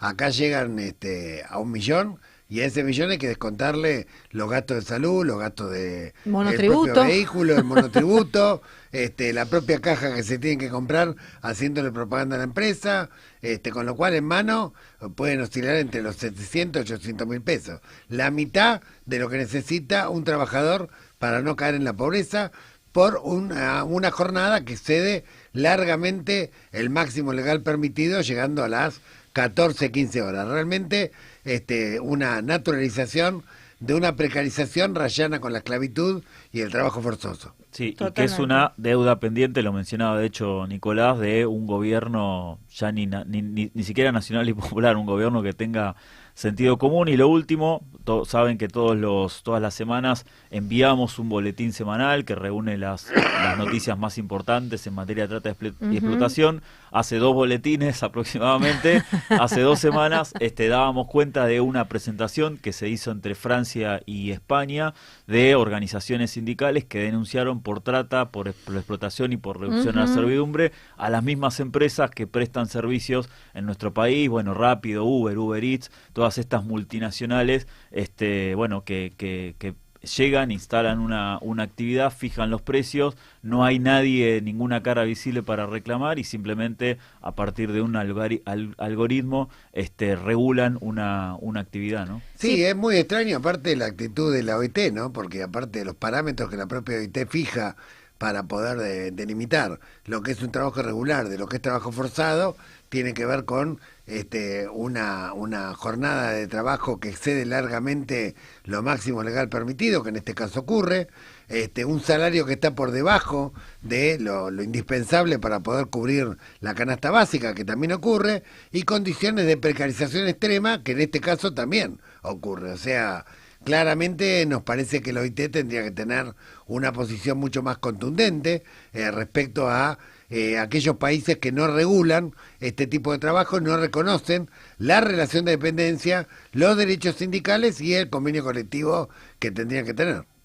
Muy bien, está conectado nuestro próximo invitado. Sí, bueno, seguimos como siempre a partir de este horario, hacemos una división ahí medio de ficción, pero inicia el segmento Pulso contra la Trata. Como saben, venimos entrevistando, analizando, conversando con distintos actores del Poder Judicial para profundizar un poco respecto de las nuevas dinámicas que adquiere el delito de la trata, la explotación y otros fenómenos conexos. Y para conversar sobre este tema tenemos en línea a Pablo Esteban Larriera, que es juez de la Cámara Federal de Apelaciones de Bahía Blanca. Buen día Pablo. Facundo Ximena y Gustavo Vera te saludan. Bienvenido a Laudatistas. Buenos días, ¿cómo andan Facundo, Ximena, Gustavo, tanto tiempo? Buen día. Bien, doctor. Bueno, estamos entrevistando a varios jueces y fiscales de varias regiones y nos interesa particularmente Bahía Blanca por su cercanía con el puerto, básicamente sobre cómo está mutando la trata y los delitos conexos en el contexto de criminalidad organizada, fundamentalmente después de la pandemia, y teniendo en cuenta, bueno, el crecimiento del narcotráfico y consecuentemente el narcomenudeo, el impacto de la masificación de la virtualidad, las organizaciones clandestinas coercitivas que disimulan fenómenos de trata. ¿Cómo estás viendo este fenómeno en la región de Bahía Blanca y alrededores? Bien, sí, es verdad, la enumeración que efectuaste marca un poco las pautas también que se ven a nivel nacional, pero focalizándonos en la jurisdicción, en mi jurisdicción en Bahía Blanca, el fenómeno está adquiriendo una realidad vinculada a la situación geográfica de Bahía Blanca y a la explosión, podemos decir, económica que está sucediendo, como todos saben, en la zona de Neuquén, Vaca Muerta, la zona cercana aquí también, lo que es San Antonio Este. Es todo un polo que parece que no, porque las noticias y las cuestiones económicas a veces son muy diversas en cuanto a su enfoque, pero realmente es real que está habiendo un flujo muy importante migratorio hacia la zona de Neuquén y a zona toda la cordillera, la producción más que nada petrolera y gasífera de la zona de Vaca Muerta, lo que está implicando como ustedes también saben, cuando se generan estas condiciones, generalmente sí está bien coordinado o si está bien encaminado por parte de los actores estatales, la cosa empieza a funcionar bien, pero cuando no hay un control o no hay un marco de una cierta contención a nivel institucional o estructural, empiezan obviamente, organizaciones y todo aquel que, en definitiva, estamos hablando de explotar a otros, ese es un caldo de cultivo muy grande. En cuanto a Bahía Blanca, como hacer un nodo de esa región, se está preparando para recibir un flujo migratorio de trabajadores muy grandes. Se estiman en la construcción de diversos emprendimientos aquí en la zona de miles de personas, lo que va a generar un impacto muy importante y que va a determinar, como ha pasado en otras oportunidades, la precarización de muchos factores, y entre ellos lo que es la trata de personas, no solamente sexual, sino la trata a nivel laboral.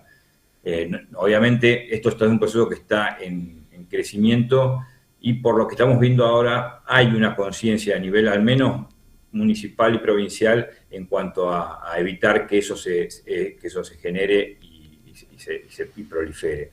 Pero bueno, nada, los antecedentes históricos de la ciudad, ustedes saben, Bahía Blanca es una ciudad de aproximadamente 400.000 habitantes. El puerto de Bahía Blanca es un puerto más que nada granario, y ahora se está volcando mucho a un proceso de exportación de insumos energéticos, de petróleo y gas.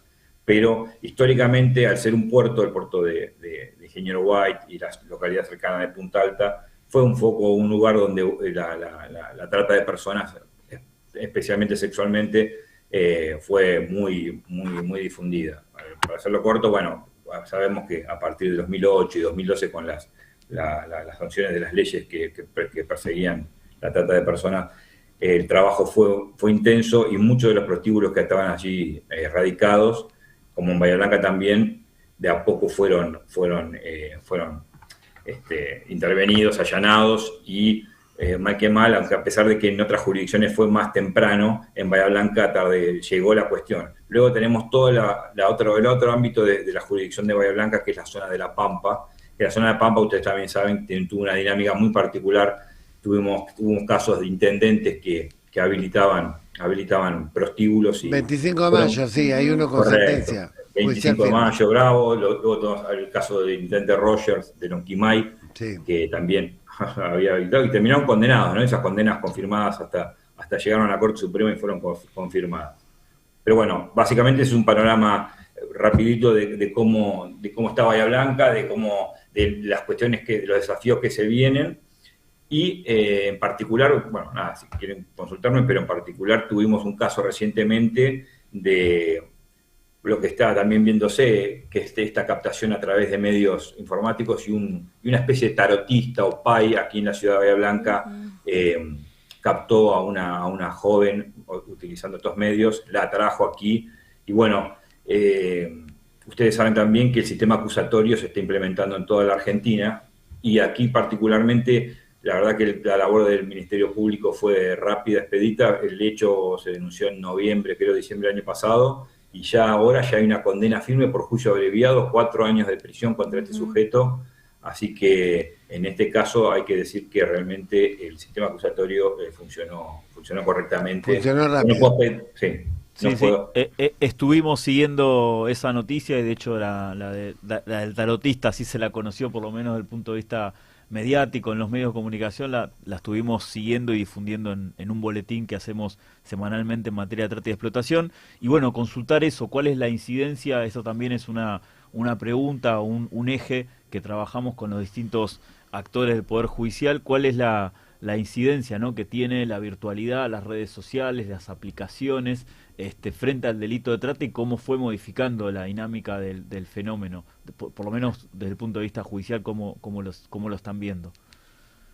Bien, realmente de mi parte puedo decir que estamos recién calentando motores en el tema, porque al no ser parte, bueno, obviamente con Gustavo nos conocemos, yo me desempeñé como fiscal federal en su momento en Mar del Plata, Sur y otras jurisdicciones, y ahora como juez, obviamente no tenemos como decimos, no estamos empujando el carro. Nosotros somos los que recibimos los casos y tenemos que resolver. Pero lo que puedo advertir es que no hay todavía una estructura específica o dedicada a intentar abordar esta problemática, este fenómeno, que es obviamente hasta a nivel generacional, puedo decir que nos plantea serios desafíos. Yo sé que a nivel educacional, a nivel municipal y a nivel local hay campañas de concientización y hay campañas de abordaje del tema, pero no desde la trata, sino desde todos los peligros que implican las redes para los jóvenes. Pero realmente lo que sí podemos advertir es que es la puerta de ingreso y el ámbito de captación en el cual todavía sé que el Ministerio Público a nivel nacional está abordando el tema, pero aquí a nivel Bahía Blanca este caso fue un disparador, una alerta, y sé que hay que trabajar al respecto. Doctor, con respecto a la trata con fines de explotación laboral y particularmente la producción intensiva, como era recurrente, por ejemplo, encontrar casos en Villarino y localidades parecidas, ahora que se ha flexibilizado de alguna manera ciertas regulaciones laborales, se ha eximido de multas por trabajo no registrado, ¿cómo incide eso, digamos, para poder detectar, digamos, la trata con fines de explotación laboral o situaciones de reducción de la servidumbre y diferenciarlas de lo que puede ser simplemente una falta en la registración laboral?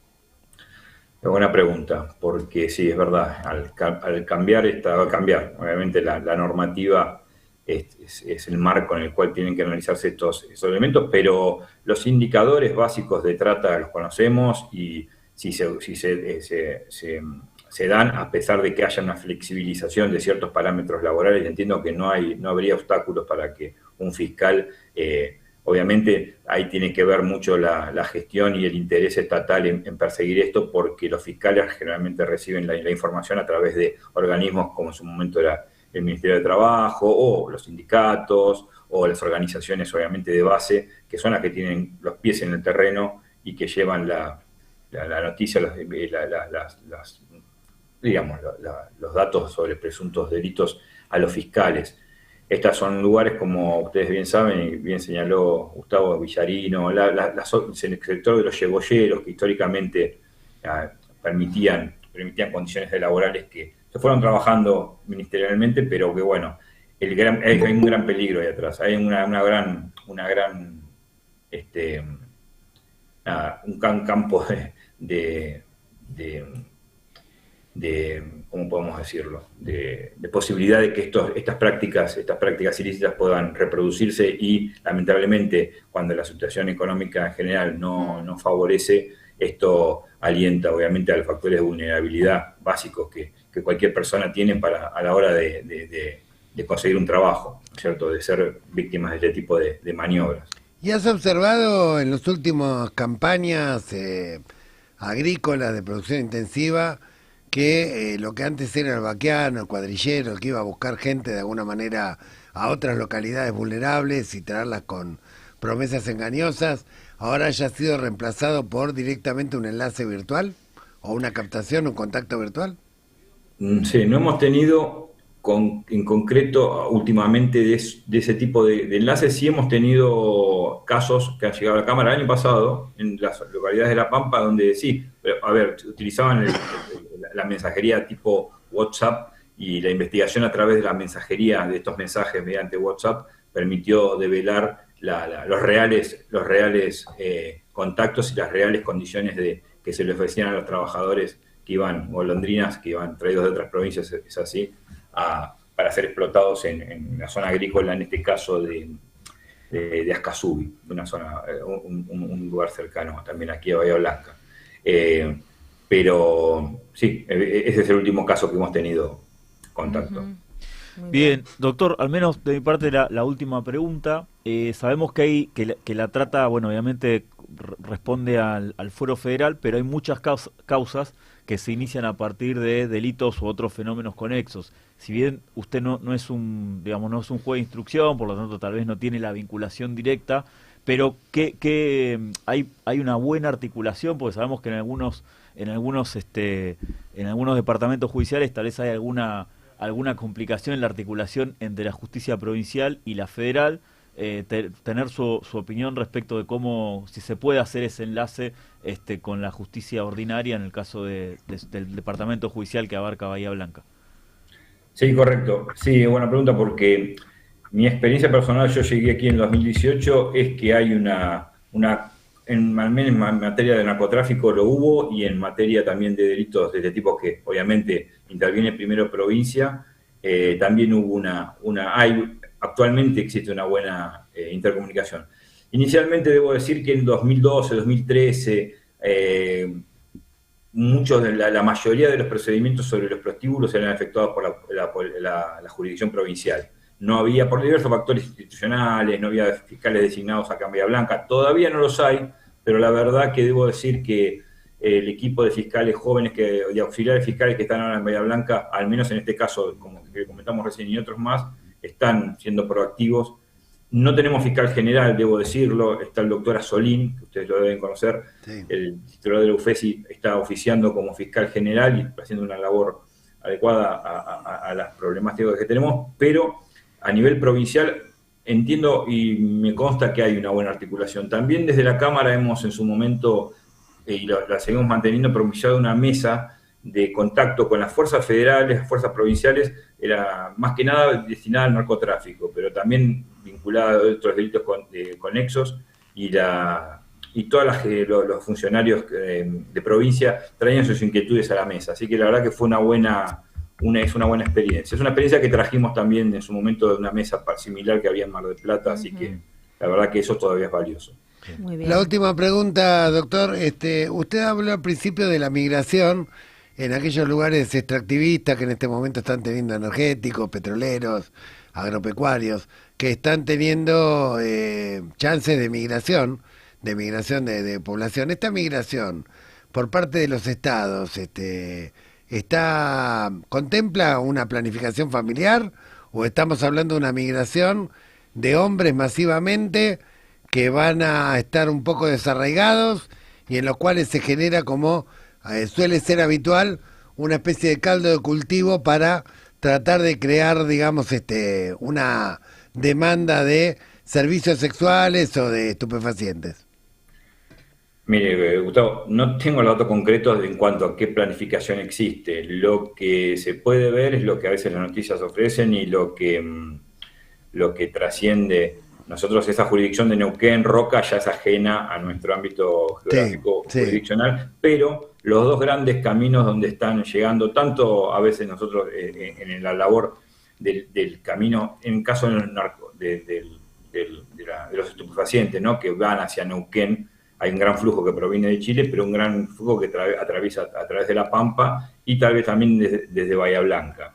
Eso no ha cesado, pero en relación a lo que es estrictamente trata de, o sea, nada, el flujo migratorio más, de hombres es lo que se conoce como usted lo describe. Eso es lo habitual.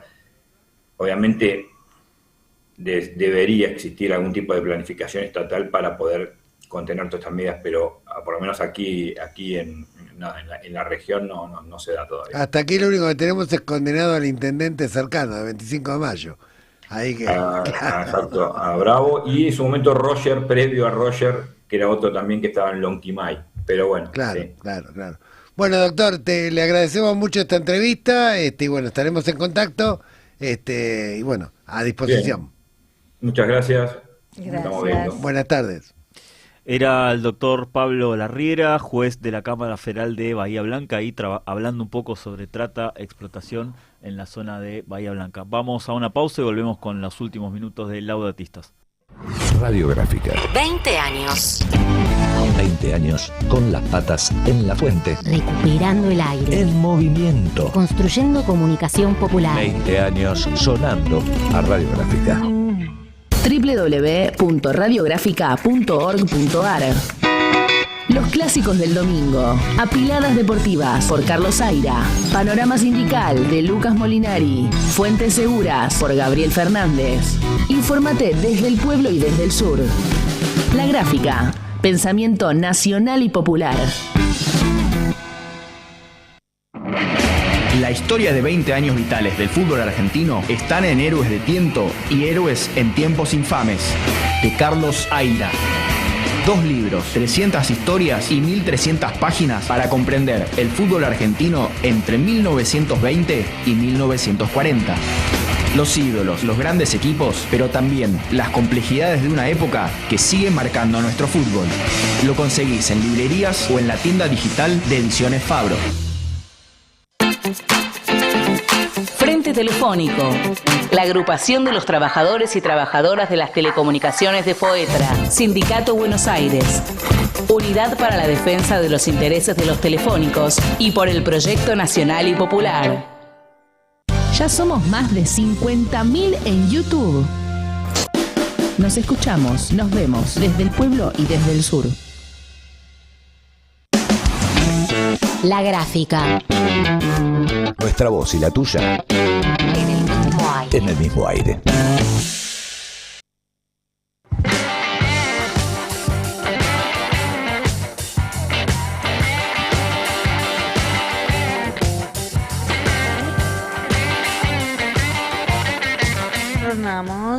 Retornamos al estudio de Radiográfica. Como todos saben, vamos en vivo los lunes de 11 a 13. Para quienes están en Buenos Aires y tienen el aparatito llamado radio, sintonizan la FM 89.3 y si no, por supuesto, en el YouTube de la radio, @Radiográfica 893. Y todos los que quieran dejarnos mensajes, consultas, halagos, muchos halagos y cosas bonitas, por WhatsApp al 11 50 12 35 89. Este es el horario en el que salimos en vivo y luego nos retransmiten las radios amigas que ya hemos nombrado. Tenemos nuestra última invitada en línea para este segmento Pulso contra la Trata. Sí, así es, y bueno, como saben, cada tanto nos gusta espiar un poco en nuestra región, en esta parte del mundo que nos toca habitar, y en ese sentido estamos en comunicación con Sonia Bernal, que es senadora del hermano y querido país de Colombia. Bienvenida, Sonia. Gustavo Vera, Ximena y Facundo te saludan. A Gustavo, a Facundo, a la compañera, a todos los seguidores, un cordial y fraterno saludo desde el llano colombiano. Estoy en el departamento del Casanare de Colombia. Bienvenida. Bienvenida. Bueno, Sonia, la primera pregunta, como siempre hablamos de la trata y la explotación en el escenario más nacional, que nos cuentes algunas referencias de la situación en Colombia, en tu país. Bueno, primero contar también antes de responder su puntual pregunta, y es que en Argentina tuvimos la oportunidad de encontrarnos juntos como héroes y heroínas de luchar contra esta vulneración de los derechos de las personas, hombres y mujeres, niños y pequeñitos y grandes, gente que uno nunca pensaría que va a ser esclavizada por organizaciones criminales nacionales o internacionales. Colombia viene siendo un país de tránsito, origen y destino, y que mayoritariamente el 82% de las víctimas de trata de personas en nuestro país somos nosotras las mujeres, aquellas que están entre 18 y 28 años de edad, con ofertas engañosas. En Argentina nos encontramos en Washington mostrando una postura latinoamericana, y lo que debemos hacer como gran pueblo de América Latina es cuidar entre todos ustedes, los defensores de la vida misma.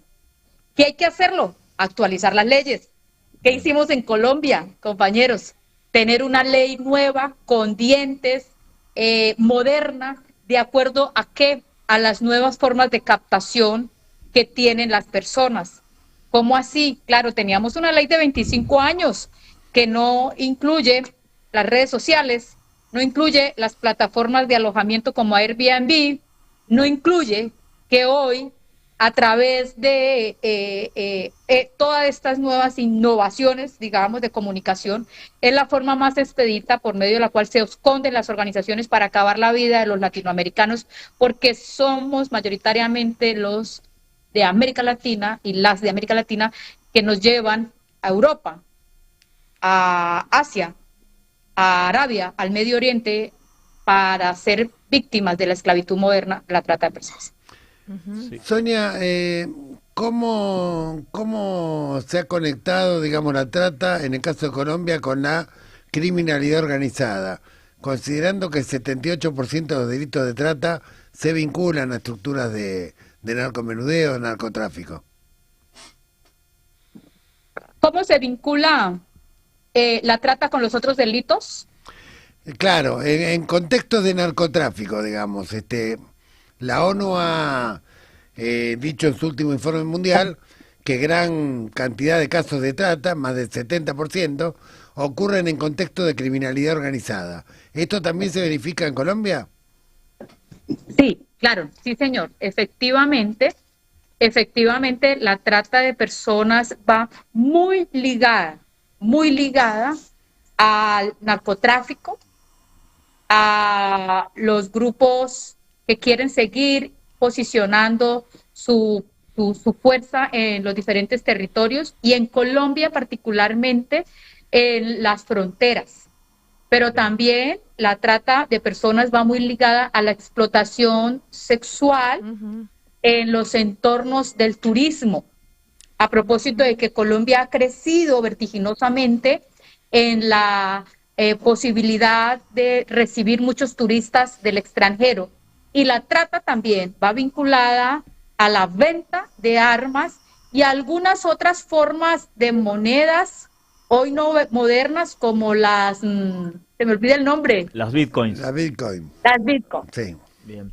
Sí, y ahí, bueno, estuvimos leyendo y haciendo un poquito de estudio del proyecto de ley, que es bastante interesante, primero porque no solamente habla de víctimas, sino también de sobrevivientes, porque habla de esta figura y de todo lo que tiene que ver con la cuestión digital, porque unifica el delito con la dimensión económica, eso también es una novedad, y habla de o menciona algunas formas, como por ejemplo la subrogación de vientre, y bueno, entonces es una ley que actualiza, entiendo, la que tenía Colombia el año 2003, bueno, consultar cómo está ese trámite legislativo y qué posibilidades hay de que finalmente se sancione esta ley que, recuerdo, sería una actualización de la legislación con la que Colombia ya cuenta, ¿no?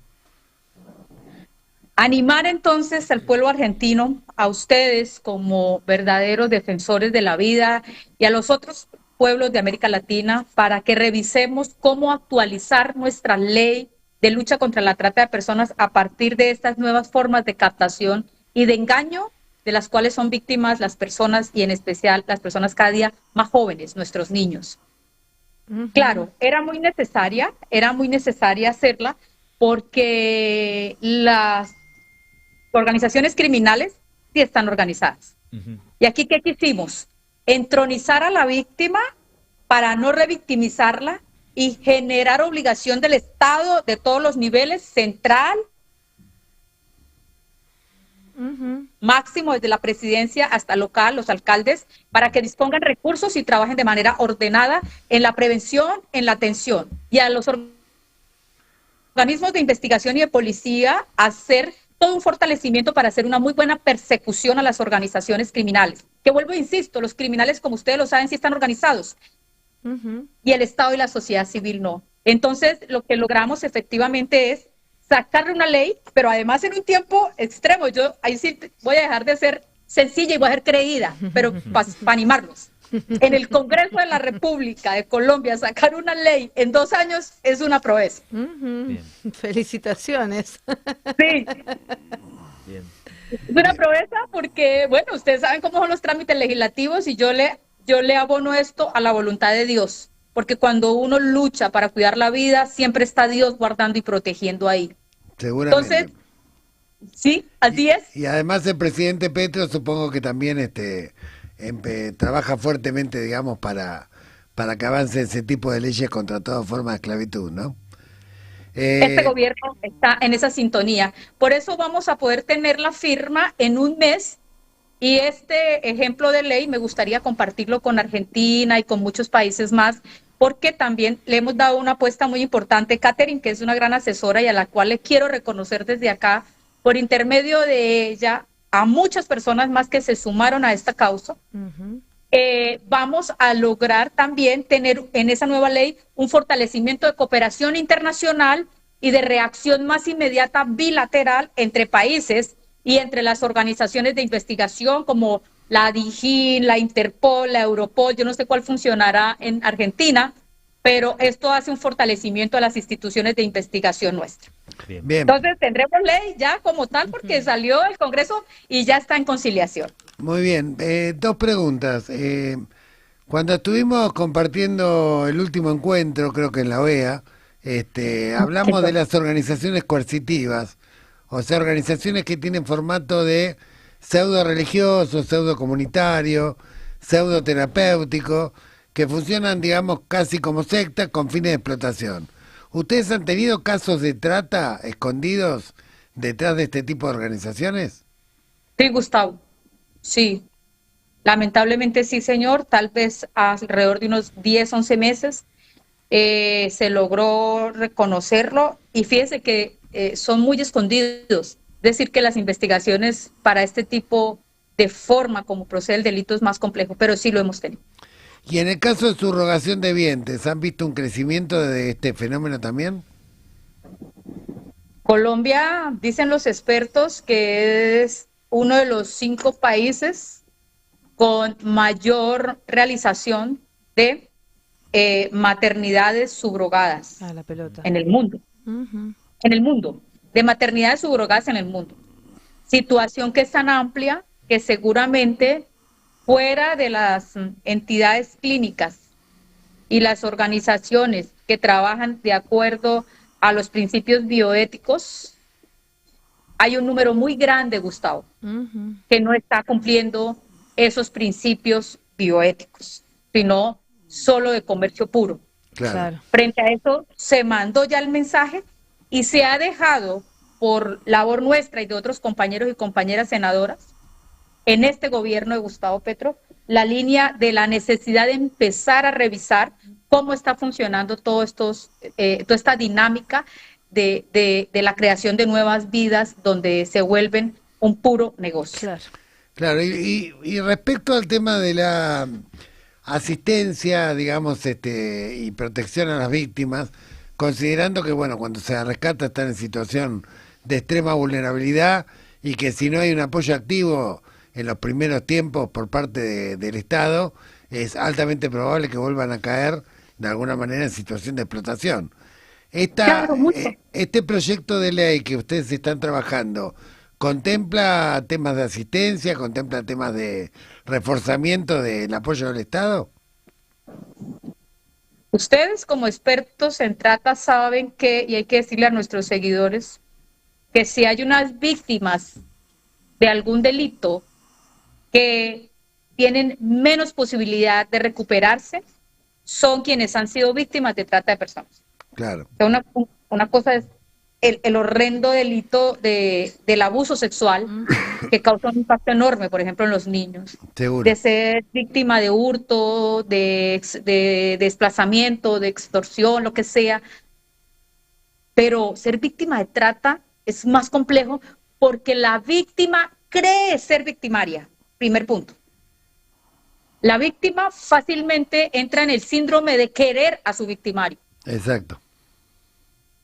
Tercero, a la víctima la ponen en una línea muy delgada de cometer delitos y la intimidan. Y la víctima difícilmente cree que está siendo víctima, en conclusión. Bueno, con lo cual hay que hacer todo un trabajo, digamos, de asistencia psicológica, claro.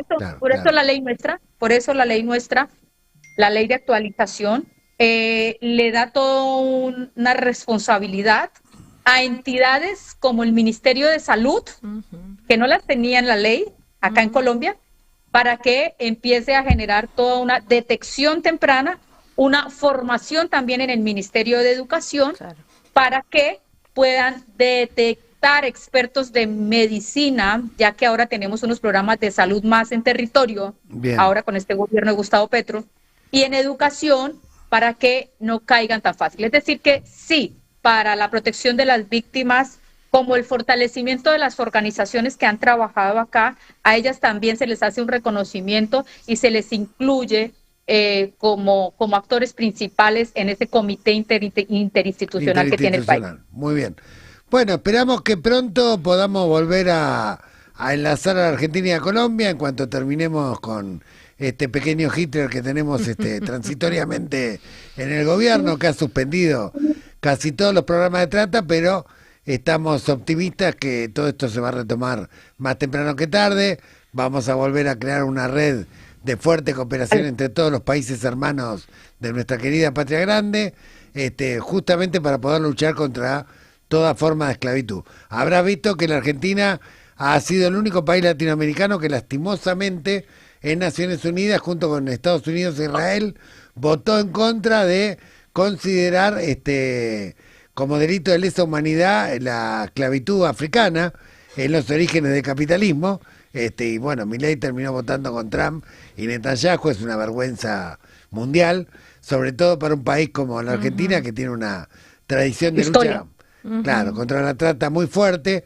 Así que bueno, ahora los envidiamos a ustedes, esperamos estar pronto a la altura de las circunstancias para articular y luchar contra toda forma de esclavitud en nuestra querida patria grande. Doctor Gustavo, a usted y a todos los que nos acompañan en estudio, un saludo muy especial al pueblo argentino. El pueblo argentino es resiliente, resistente, nos ha dado ejemplo, en especial las mujeres, de la protección de los derechos de la vida de sus hijos. Auguramos que cese rápido esa horrible noche y que podamos tener esos buenos entendimientos. Usted es un maestro, Gustavo. Acá lo espero en Colombia. Muchas gracias. Muchísimas gracias. Muchas gracias, Sonia. Bueno, era Sonia Bernal, senadora de Colombia y autora de la ley que está ahí en tratamiento, a punto de ser aprobada, que modifica y que amplía la estructura en materia de lucha contra la trata en ese país vecino. Bueno, buenas noticias. Es lindo escuchar cada tanto una buena noticia, chicos, porque te oxigena un poco. Te oxigena un poco. Te deja salir un poco de la oscuridad. Está muy bien, está muy bien. Nos quedan muy pocos minutitos, pero me parece importante si podemos comentar ajustados al tiempo. Bueno, que hemos tenido una actividad muy importante la semana que pasó, con la presentación del libro de Gustavo, con la correspondencia entre el Papa Francisco y su persona, durante el Magisterio de Francisco, que tiene mucho que ver con la lucha contra el descarte humano, ¿no? Estuvimos en la 50 edición de la Feria del Libro presentando La amistad no se negocia, Gustavo. Sí, en la sala Ernesto Sábato, junto con el obispo emérito de San Isidro, Monseñor Ojea, quien fue presidente de la Conferencia Episcopal durante 2 mandatos consecutivos durante el Magisterio de Francisco, y bueno, afortunadamente a sala llena, incluso con mucha gente que lamentablemente quedó afuera, pero digamos muy orgulloso de que el libro haya llegado a la Feria del Libro luego de 25 presentaciones que hubo durante distintas localidades de la República Argentina.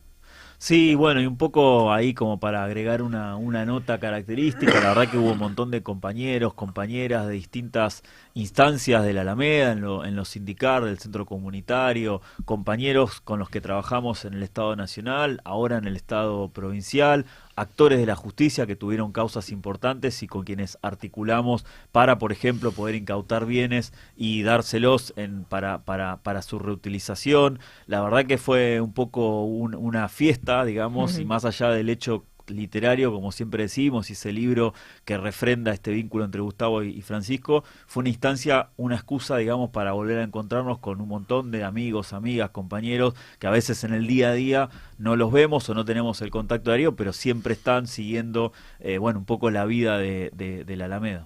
Y también reconocer cómo esta oscuridad insoportable por la que estamos pasando encuentra tantas personas que provienen de diversísimos lugares, encuentran en Francisco la luz que necesitamos, ¿no? Entonces este humilde aporte que desde la Alameda hacemos y con el libro de Gustavo también tiene que ver con recordar que esta pesadilla no va a ser para siempre y que la lucha por la dignidad humana nos va a acompañar toda la vida y que hay buenos ejemplos a seguir, ¿no? Hoy te dicen los adornis de la vida que si no se enriquecen ilícitamente no pueden ser funcionarios, y Francisco demostró cómo no hace falta ningún dinero extra para generar cambios profundos, incluso en el mundo, positivamente. Así que con la bandera de Francisco, agradeciéndole eternamente, como siempre, a Lago Espíndola, a la operación técnica.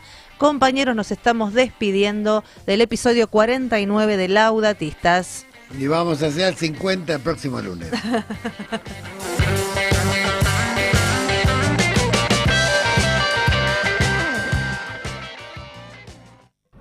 radiográfica. 20 años. Agenda propia. Sony.